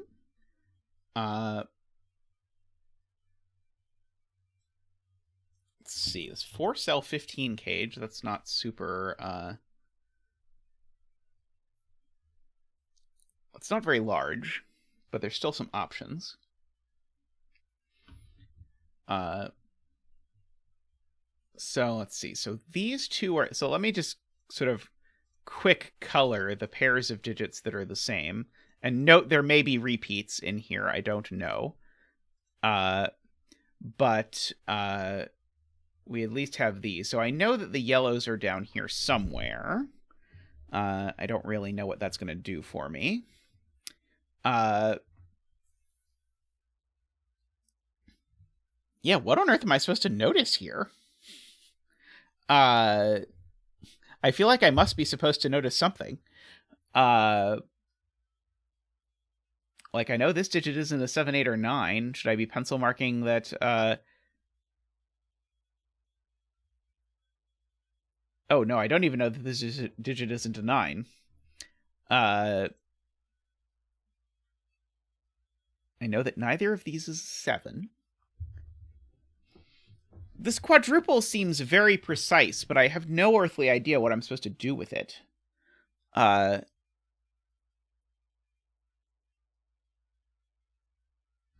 have a 7 cage over here. So 7, 8, 9 in this row are a little bit restricted because they can't go in there. Let's see. That can't be an 8 or a 7. So I think the only cells in this row that can be 7 or 8 are these. Oh, no, this one can too. This one can too. I should put down a betting tree, by the way. Let's put down the betting tree there. I know that both yellows are here, but that seems unuseful. I know the 3 isn't in this 11 cage. I mean, there's no way this is set, is there?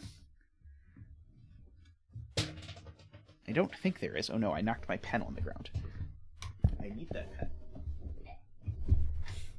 I should probably pick up the pen after I'm streaming, but it will bother me if I don't. I have rescued the pen from the floor, fear not.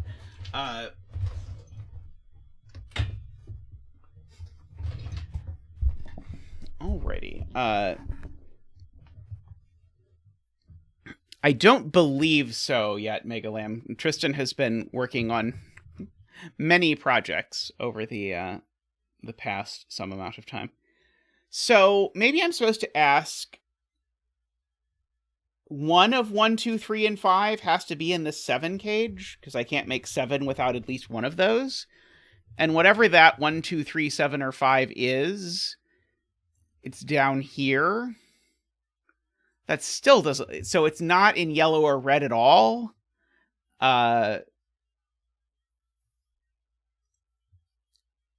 That doesn't seem that useful. What on earth am I supposed to notice here? There's still like 3 ways to make the 11, even without the 8. But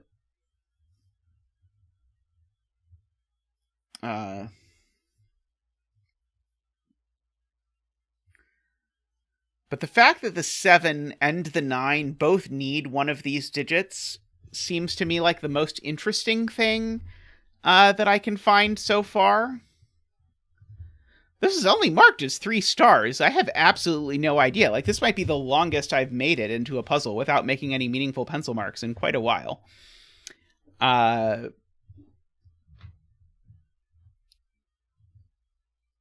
Yeah, what is going on here? I mean, there's no 1 in here.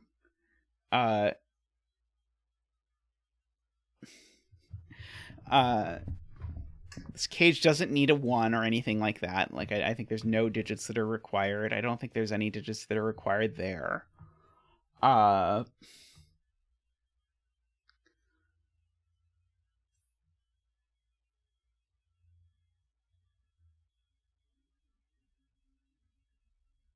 15 sum needs a 7, 8, 9?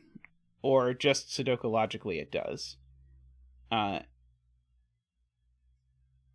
Okay, so that is an interesting question. Where do 7, 8, and 9 go in this row? Or where do 6, 7, 8, and 9 go in this row? Because I can only put 1 of 6, 7, 8, and 9 in this cage. And so the others go in these cells.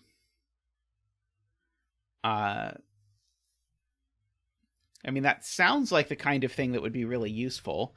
It doesn't really sound like a Joseph Nehme break-in to me, but it sounds like the kind of thing that could be very useful. So here's a point. The 9, actually, in this box, is almost locked into this row because it can't go there. So the 9 could maybe go there. Is that broken for some reason? Not that I can see. Okay.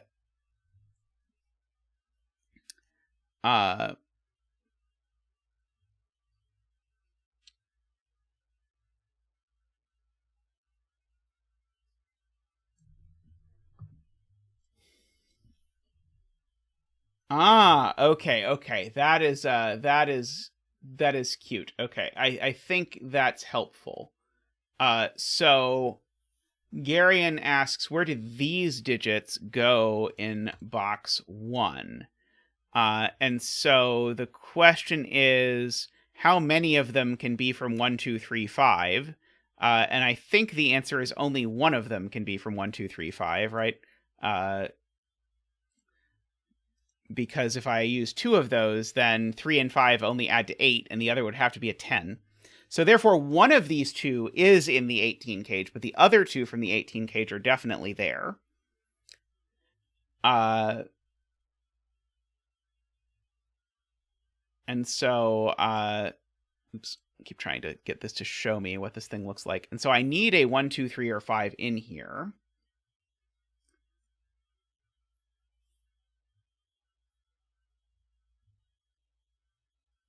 Right, and whichever of them it is, the third of these, this is Jay Dyer's point, that's very clever. The third of these, the third green, well, these 2 have to be, they have to sum to the third green. So the third green can only possibly be 3 or 5. And 3 I don't think is going to work, because if this is a... Actually, no, 3, 5 here. No, 3 doesn't work. Very cute. Okay, so 3 does not work, because if this were a 3, then these would be a 1 and a 2, but now both of these are 5, so that doesn't work. So therefore, there's a 5 in this cage, and it's over here, and these 2 add to 5. No, sorry. There's a 5 over here, and these 2 add to 5. That's the correct way to say that. And they can't be 2, 3, so they better be 1, 4. So there we go. That is 2, 3. That is a very cool break-in. I have definitely never seen anything like that before. So there we go. So now these digits need to add to 13 without using 4 or 5. So they're not 4, 9 or 5, 8. So they have to be 6, 7, I think. And so I think that makes this 18 cage 5, 6, 7. That was a very good spot to Gary in there to look at where these digits went over here. So this isn't a 7. So these digits are not 1, and so Carl points out we can actually place the 1 in column 1 here, because these digits are not from 1, 5, 6, 7. So I wanted to actually pencil mark that they're not from 1, 5, 6, 7, and the thing is that lets us place a 1 here. And so we get a 1 dance. Ba-boop-ba-doo, woo! Ba-doop-ba-doo, woo! Ba-doop-ba-doop-boop-boop-boop-boop, woo! Ba-da-ba-ba-da-ba-ba! Thank you, Zach. Thank you. Charming as always. Yeah, we had to work for that one. Definitely felt like I had to work for that one. So these digits are not from 1, 2, 3, 4. So these are from 5, 6, 7, 8, 9, except this is going to do tons of damage. So neither of these can be 8. That one can't be 7, so that one can't be 7. That one can't be 9, so that one can't be 9. Why did I think this one couldn't be 9? I hit the wrong button. I need to do that again. As often happens, I hit the wrong button. 5, 6, 7, 8, 9. Okay. Neither of these are 8. So neither of these are 8. That one's not 9, so that one's not 9. That one's not 7, so that one's not 7. Is the point there, I believe.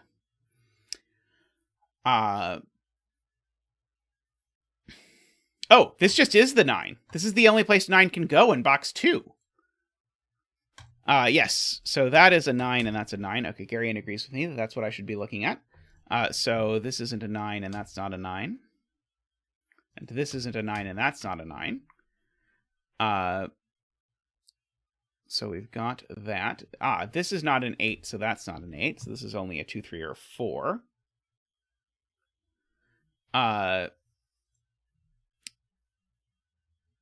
Yeah, I think I took out a collateral thing, as Kodak says, is I think what happened. So there's no 1 in here. So there's no 9 in the 7 cage. Noteworthy.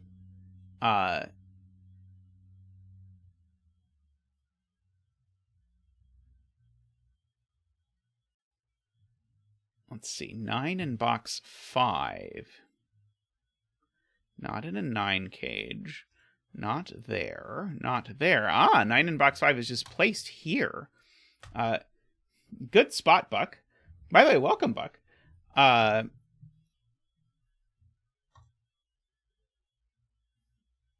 Let's see. Okay, so...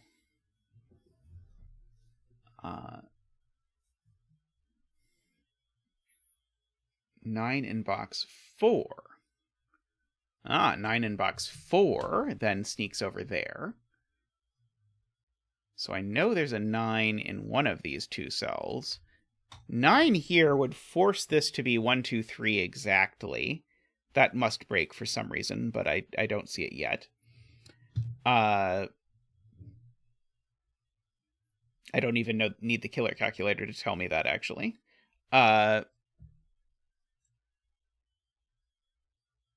Let's see.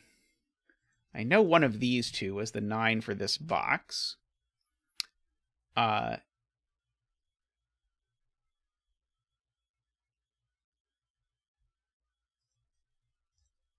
Isn't the 9 in row 8 in one of these two places? No, it's not, because that 9. Ooh, good. Okay, yes. This can't be 9 anymore because of that 9. And so, therefore, where does 9 go in this row? Unfortunately, there. But, hey, it's still a 9. We won't complain too much. Okay, so now this 15 cage doesn't have a 9 in it. So that rules out one of the options. We're halfway there. Halfway may be a slight exaggeration. So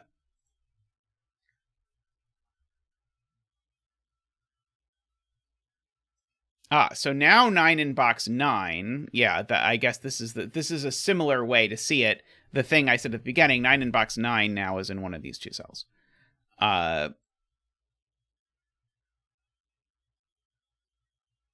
Where's 8 in row 4? 8 in row 4 can only go in one of these two cells.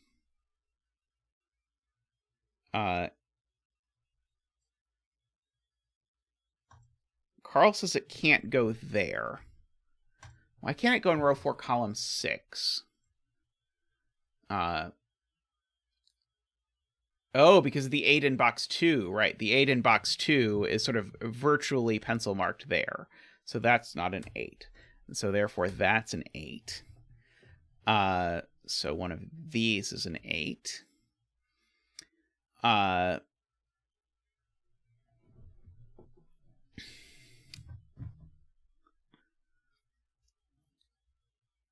right.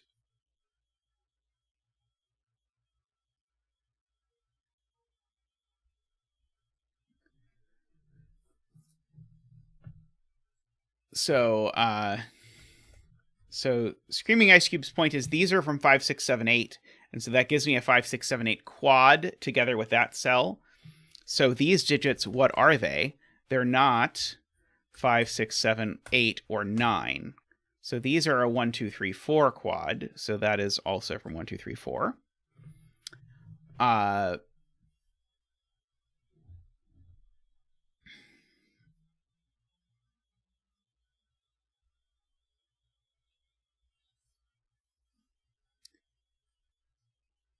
I know this digit is not a 1, because where this digit goes in box 6 is up here, and that sees a 1. So this digit can't be a 1. I can give this like a flash. Oh, yellow is a terrible color of flash. I can give this like a black flash and just say that I know that the black cell is in one of these two. I don't know which one. So, interestingly, that gives me a virtual 2, 3, 4 triple in the row. So this cell's not 2, 3, or 4. So this cell's not 1, 2, 3, 4. So this digit is always a 5, 6, or 7. I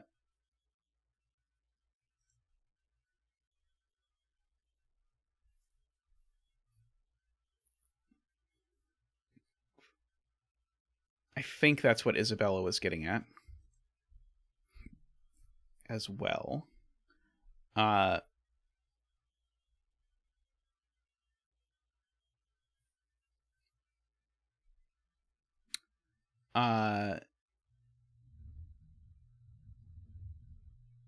the point is this 11 cage can't be 5, 6, because if this 11 cage is 5, 6, then I'd have to put 5 and 6 in the 9 cage. Okay, so this is not a 5, 6, and it's not 3, 8, or 2, 9, so this is 4, 7. Which is very cool. Okay, so this isn't a 4 either. It's not a 4. And now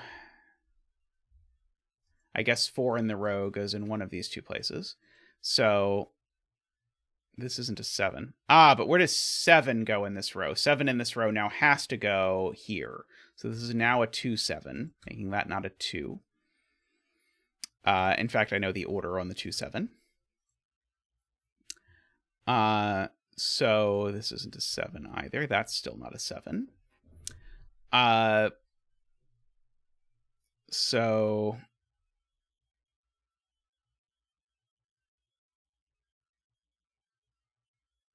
so this is the 4, because this row needs a 4, and it can only go there. Oops, that's a 7, not a 4. So these aren't 2, so these aren't 2. These aren't 4, because that's a 4.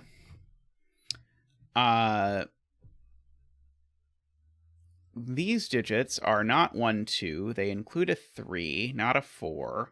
They include a 5 and a 6, but not a 7, 8, or 9. So these are 3, 5, 6. So these are, what are they? They're a 1 and a 2. And that's it. So this isn't a 2. It's a 3. This can only be a 1 or a 2. These aren't 3 anymore.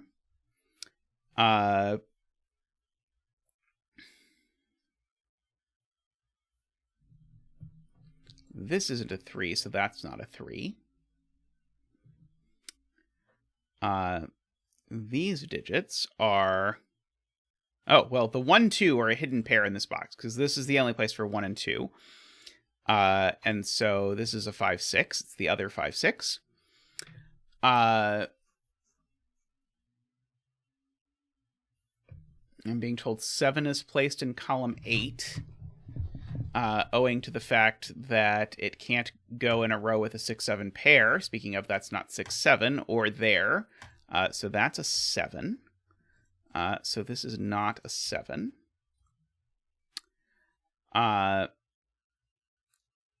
Let's see. 2, 3 pair in box 2. Oh, yes. Excellent. Thank you, Nico. 2, 3 pair points down here. That's a 1 and a 2, making that a 4 and a 1. Welcome, Nico, by the way. Let's see. So these are a triple. Let's just fill in what the triple is. 1, 2, 3, 4, 5, 6, 7, 8. These are 5, 6, and 8. These are 1, 2, 3, 4, 5, 6, 7, and 8. And this is not a 3 or a 7, so this is therefore a 4. Making these a 3, 7 pair. This is certainly a very interesting thing to do with this cage, because even a 5 and a 7 is too big. I can't have both a 5 and a 7. So this can't be a 7. The reason why I can't have both a 5 and a 7 is because there's a 1, 2 in the row. So this can never be a 7. So that's a 3 and that's a 7. I now know there's a 3 in the cage, along with a 5, 6, or 8. So that's not it. And so therefore this digit can only be a 6. Oh no, it can be a 5. Can't be an 8. Only a 5 or a 6. And so these are... Oh, but these can't be 5 or 6, because 5, 6, and 7 are gone. And so that means that this digit can't, or this cage can't be that one, because that cage has too many 5, 6s in it. So this is a 2, 3, 4, 6 cage, and that's the 6. And these are a 2, 4 pair. And that 2, 4 pair, we know the order, and that resolves the 1 and the 2 over here, which makes that a 1 and that a 1 and that a 2. No 6 to be spoken of there, no 6 down there. These digits are 5, 6, 7, 8, 9. Let's see. This one's not... Oops. This one's not 7 or 8. That one's not 7. That one's not 7 or 9.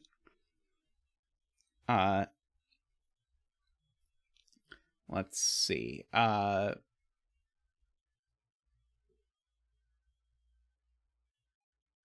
is a 5, 6 pair, which makes that a 7 if I pay close attention. These are 2, 3, 4, 5, 6, 7, 8, 9. 2, 4, 6. So that makes that a 5 and a 6, which makes that an 8 and a 5. Probably a good time to bring in Mark. So this is an 8, making that a 4 and that a 4, and that a 3 and that a 3, and that a 1, and that a 7 and a 4, and that a 2 and a 3. And so let's see. So this is not a 4. This is not 4, 7, or 8. This is not a 7. These aren't 3. That's not 4. This is a 2, 3, or 4. These aren't 2 or 3, 2 or 4. Probably there's no 8 in the 7 cage. There's in fact no 1 in the 7 cage. So a 5 or 6 number can't add together with another 5 or 6 number. to be 7, so this has to be a 2, and then by algebra, this has to be a 5. So that's a 1 or a 5, that's an 8 and a 9, that's a 2, that's a 6 and a 6, it's an 8 and a 7 and a 5, and a 4, and a 1 and a 6, and a 9, and an 8 and a 3, and a 5, and a 6 and a 5, oops, and a 3, sorry, I misread that, 7, 5, 6, 8, 5. What did I do? I broke it. I did break it. Do we know how I broke it?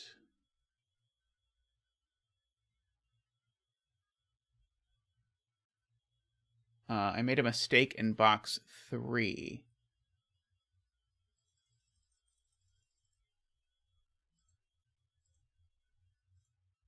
Ah, yes.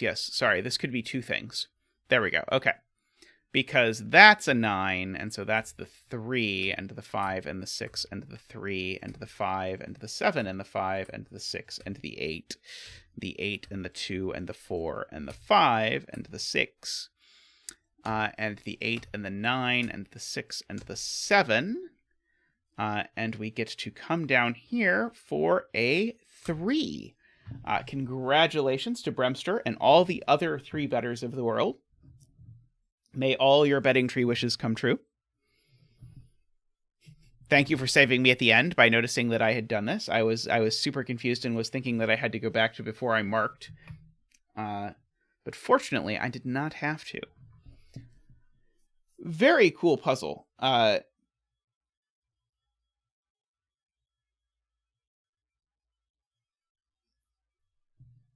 Let's see. FGem is convinced that it is intended to be a set puzzle, which is interesting because this all felt very natural to me. But I would believe that there is another way to view it that uses set. What was the set? I'm curious. Let me see if I can scroll back and find where FGM said what the set was.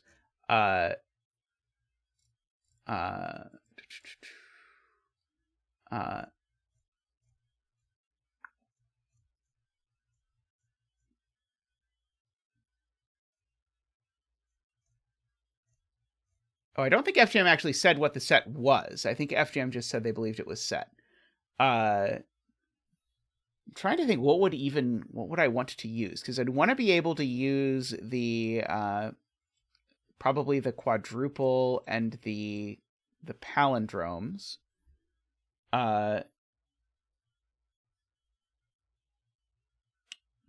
Is it going to be like something like that and that? That doesn't sound great either.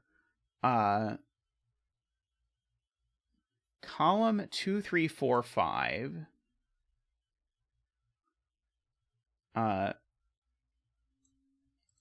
is yellow versus row 5 and 6 and boxes 7 and 8.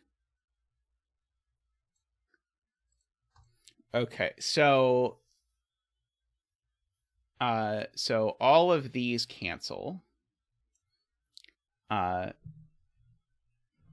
And these cancel, these cancel. And so the point is there's an 8 and a 9 in yellow.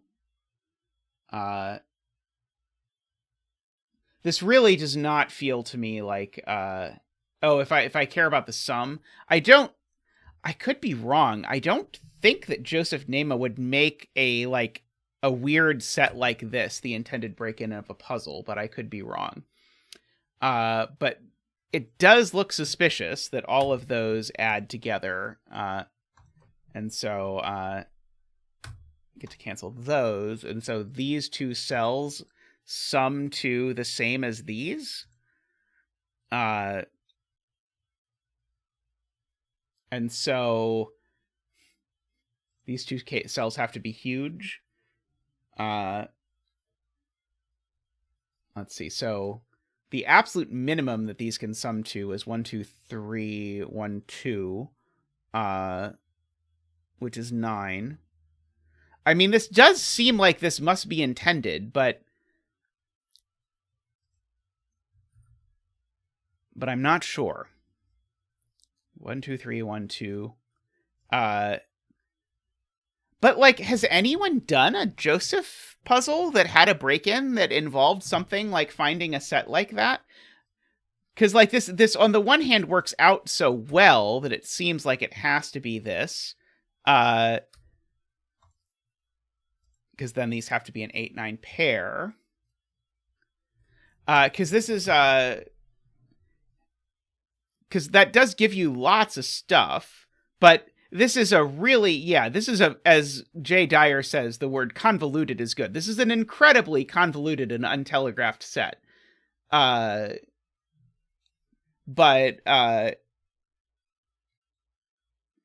this is rated as a 3-star puzzle, which does not seem, I feel like I'm very, very intrigued now,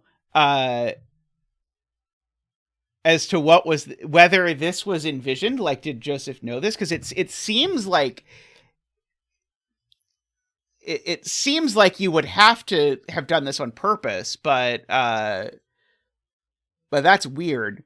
I mean, I do think this is a really cool set. Like, I've never seen a set that looked quite this. I don't know. Would it be mutant if it was a fish? I don't remember. It's either mutant or Franken or whatever. So, like, this is a cool thing, although I think it doesn't look super motivated to me from the original, but the fact that this works out this way is very cool. Well, I'm fascinated by it either way, whether this was intended or not. I enjoyed the way we did it. Like, at no point did anything we did feel strange or out of place to me. But who knows? That is quite interesting. All right. Well, we've got time to do a 6x6, so I'm going to go pull up a 6x6, and then we'll do one of those to round out the stream. So I will be back in just a second. If you've not yet had a chance to like the stream, please take a moment to do so, and I'll be right back.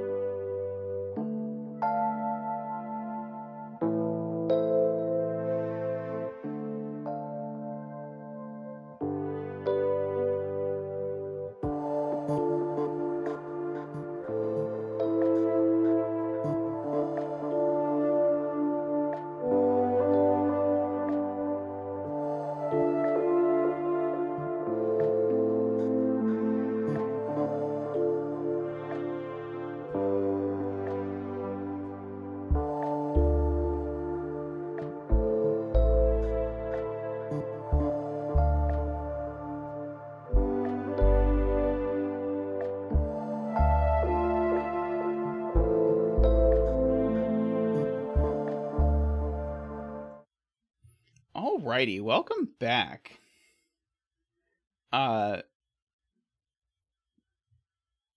Let us have a look at this Jay Dyer puzzle. Let's get rid of the row column numbers, wherever that is. Alrighty, so here we've got normal Sudoku rules. So we've got to place the digits 1 through 6 in every row column and box. We have sandwich clues, so the sum of the digits between the 1 and the 6 is given by the clue where the clue is given. So the digits between the 1 and the 6 in this row add to 10. And each line must be divided into one or more sets of connected cells, each of which sums to 10. So we have normal-ish 10-line rules. So the first thing I notice is that in these things with 10 clues, I can never let these be 1 or 6, because if I made one of these 1 or 6, I would need to make words. I can say words. I would need to make 2 cells sum to 10, but I can only do that as 4 and 6, so that's not going to work. And so those are green, those are green, those are green. Okay.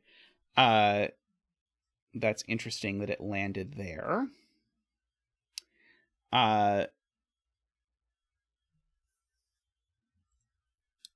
Let's see.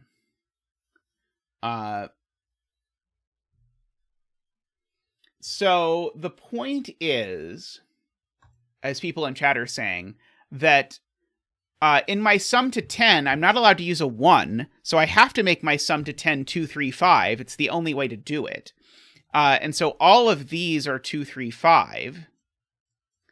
And these are all from 1, 4, 6. Because I need to have either a 4 on the outside or whatever. So I get all of these 2, 3, 5s hanging out. Which is very interesting. So there is a 4 and a 6 in these cells, which is which definitely add to 10. I'm trying to decide if I think it's possible that I could do something like 4, 1, 5, and then 4, 6 up there, which is just possible, I believe. So an interesting thing about a 5-cell line is it needs a 2-cell 10 sum. So it needs a 4, 6 on it. But if you look at it, this one needs a 2-cell 10 sum, but it can't have a 4, 6. So it needs a 5, 5. It's the only 2-cell 10 sum you could do. So either this is a 5, 5, or this is a 5, 5. I don't know which yet, but that is true.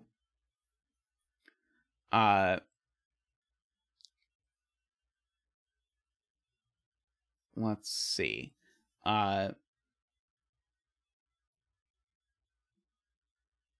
This can't be a 5, 5, I'm being told. Oh, yes, this can't be a 5, 5. Because for whatever reason in my brain, I was thinking that box 5... I mean, box 5 is box 5. It probably should be allowed to have 2 5s if it wants to have them, but I guess we can put the 5s over here if we have to. So I don't know why in my brain I was thinking this could be 5, 5. It was not going to work out well. So I know I've got a 5 up here. This cell could be a 5 if these digits all add to 10. That's okay.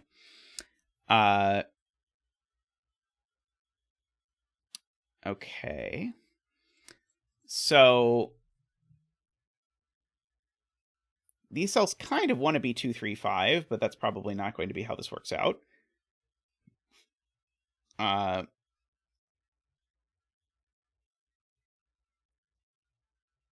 see.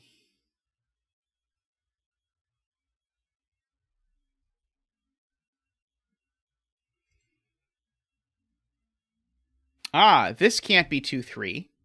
This is smart. Because if this were 2, 3, if this were 2 or 3, these would sum to 5, and that would be a 5. So this is always a 5. So this is a 2, 3, 5. That's not at all what I was expecting. So this is the other 2, 3. That's not a 5. And so that means the other 2, 3 goes here. Because this 2, 3 needs to go in this box, and it can only go in this box there. So this is a 1, 4, or 6. This I know is not the 4. This is the 1 or the 6. So this is definitely crust, not crust, not crust, crust, not crust, crust, not crust. So this is not the 4. This is the 4. So therefore these are crust. So that's not the 4. That is. that is crust like that. So this is 1 or 6. This is 4. This is 2, 3, 5. This is 2, 3, 5. This is 1, 6. This is the other 2, 3. We can green those, green that, purple that. This is 1, 6. Okay. These are green.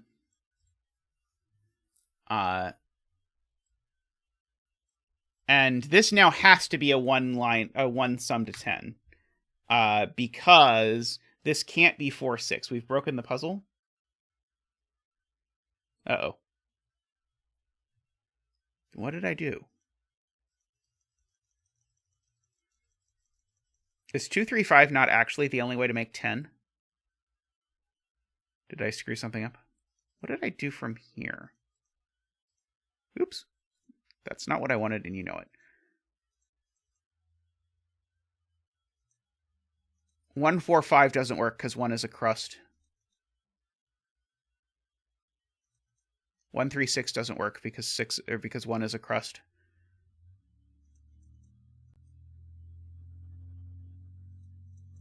Huh. Okay, let's just restart. So I still believe all of these are green. Regardless of everything else, I believe that. Is it going to turn out that this is a 5-cell sum to 10? We did not consider the possibility that this is a 5-cell long sum to 10. We had just assumed that it split, but maybe it doesn't split. That could be it.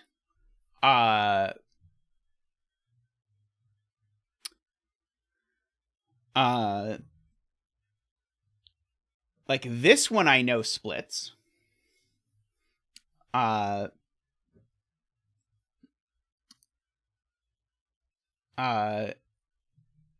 So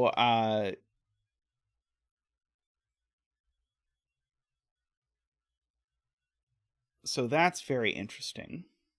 I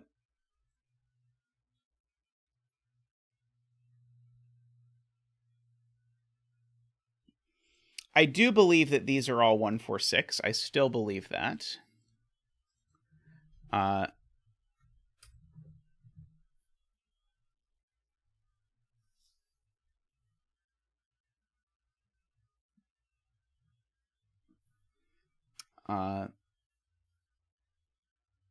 So these are going to be 2, 3 with a 1, 2, and a 2 is what's going to actually happen in the solution.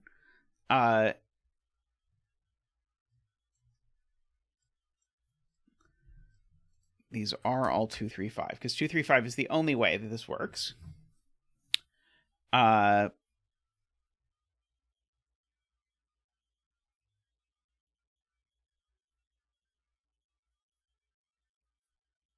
So what's the elegant way to see that this can't actually be a 5? I did think this being 2, 3, 5 felt horribly wrong. Oh, yes, this immediately breaks. This can't be 2, 3, 5. Oh, no, that's... No, it's not right. Never mind. I was going to say something was wrong.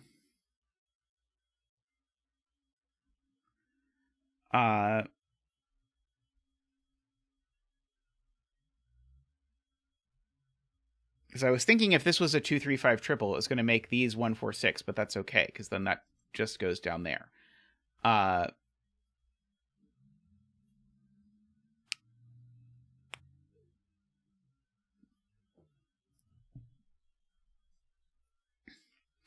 Okay, so Garion wants to think about the fact that this sums to... We're not putting 2 1s on the line, Jim. Don't worry about it. We don't need to put 2 1s on it. 2, 3, 2, 1, 2 works just fine. So these cells sum to 20 versus these cells sum to 21. So if these cells sum to 20 and these cells sum to 21, then that means that this digit is 1 less than the sum of these two. So this digit is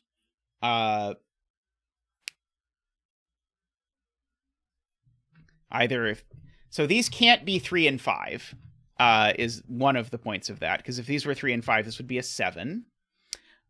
So this is either 2 and 3, which would make this a 4, or it's 2 and 5, which would make this a 6. And there's always a 2 in these cells. Now, what's interesting is I know I need to put a 4 and a 6 in here. And so I have a 4 and a 6 to displace in here.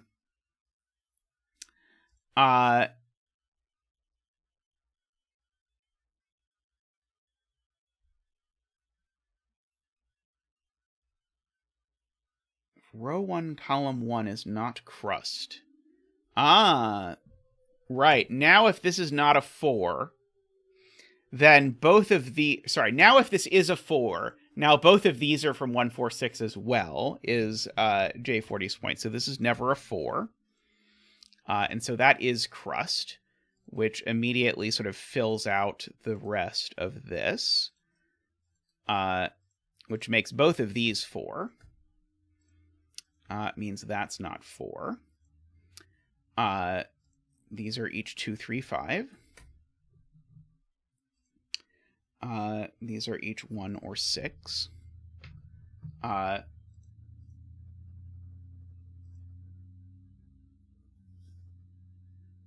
Okay. This I know is also purple. Oh, this being purple also tells me that that's green and that's purple. And that that's green and that's purple. So these are both green. These are both green. And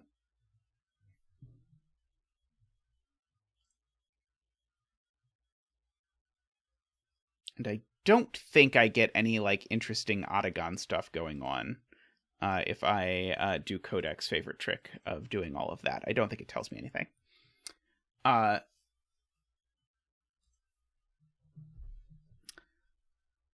Good point from Math Pesto. This can't be a 2.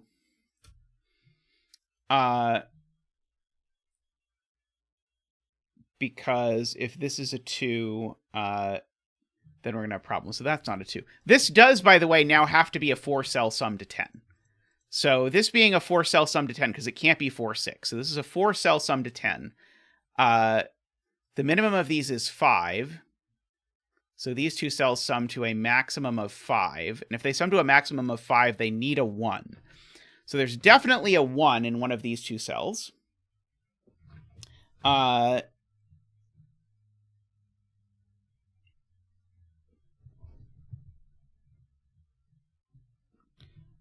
So that's helpful.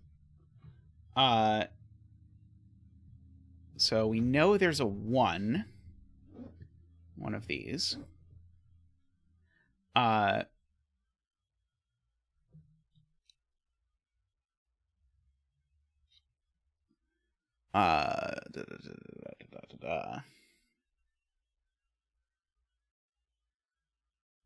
This is certainly from 235. That's true. And this is certainly from 235.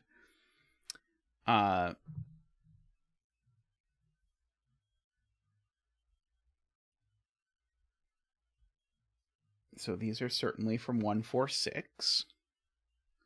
And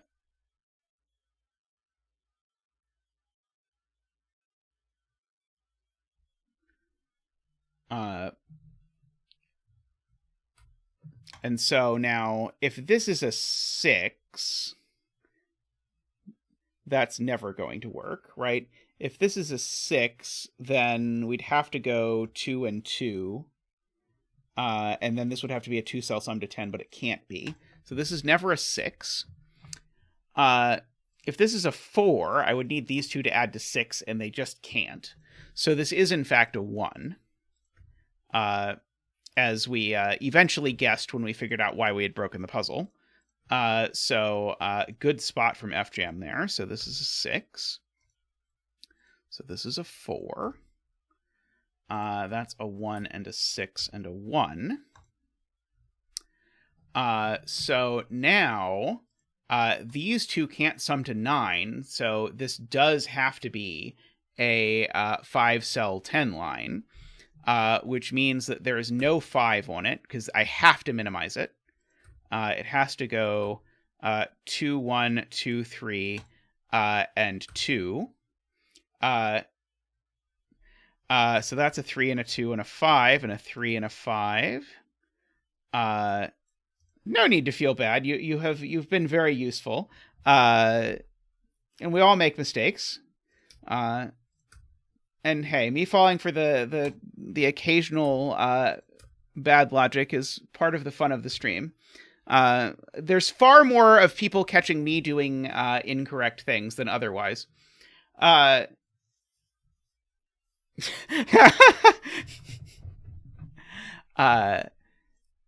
Jay Dyer had forgotten how this worked out.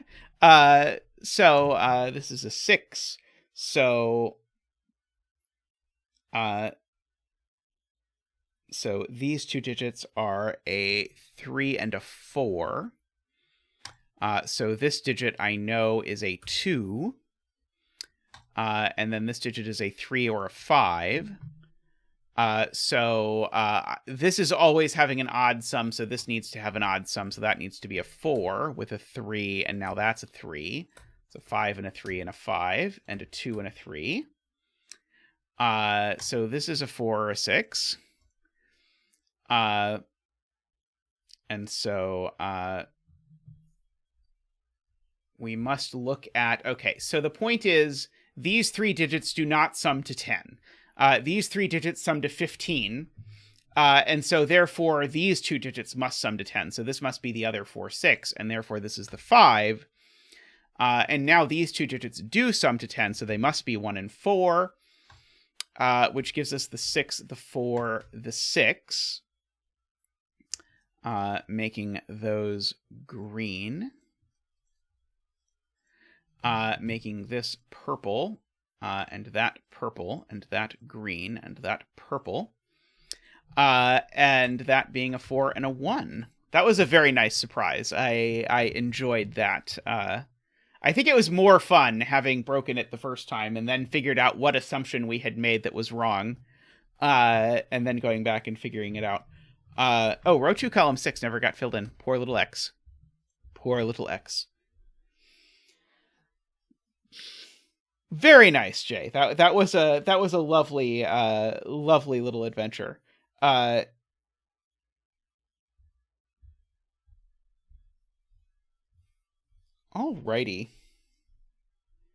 Yes, what kind of psycho would make a giant line that summed to 10 like that? I would never do something like that in any of my puzzles.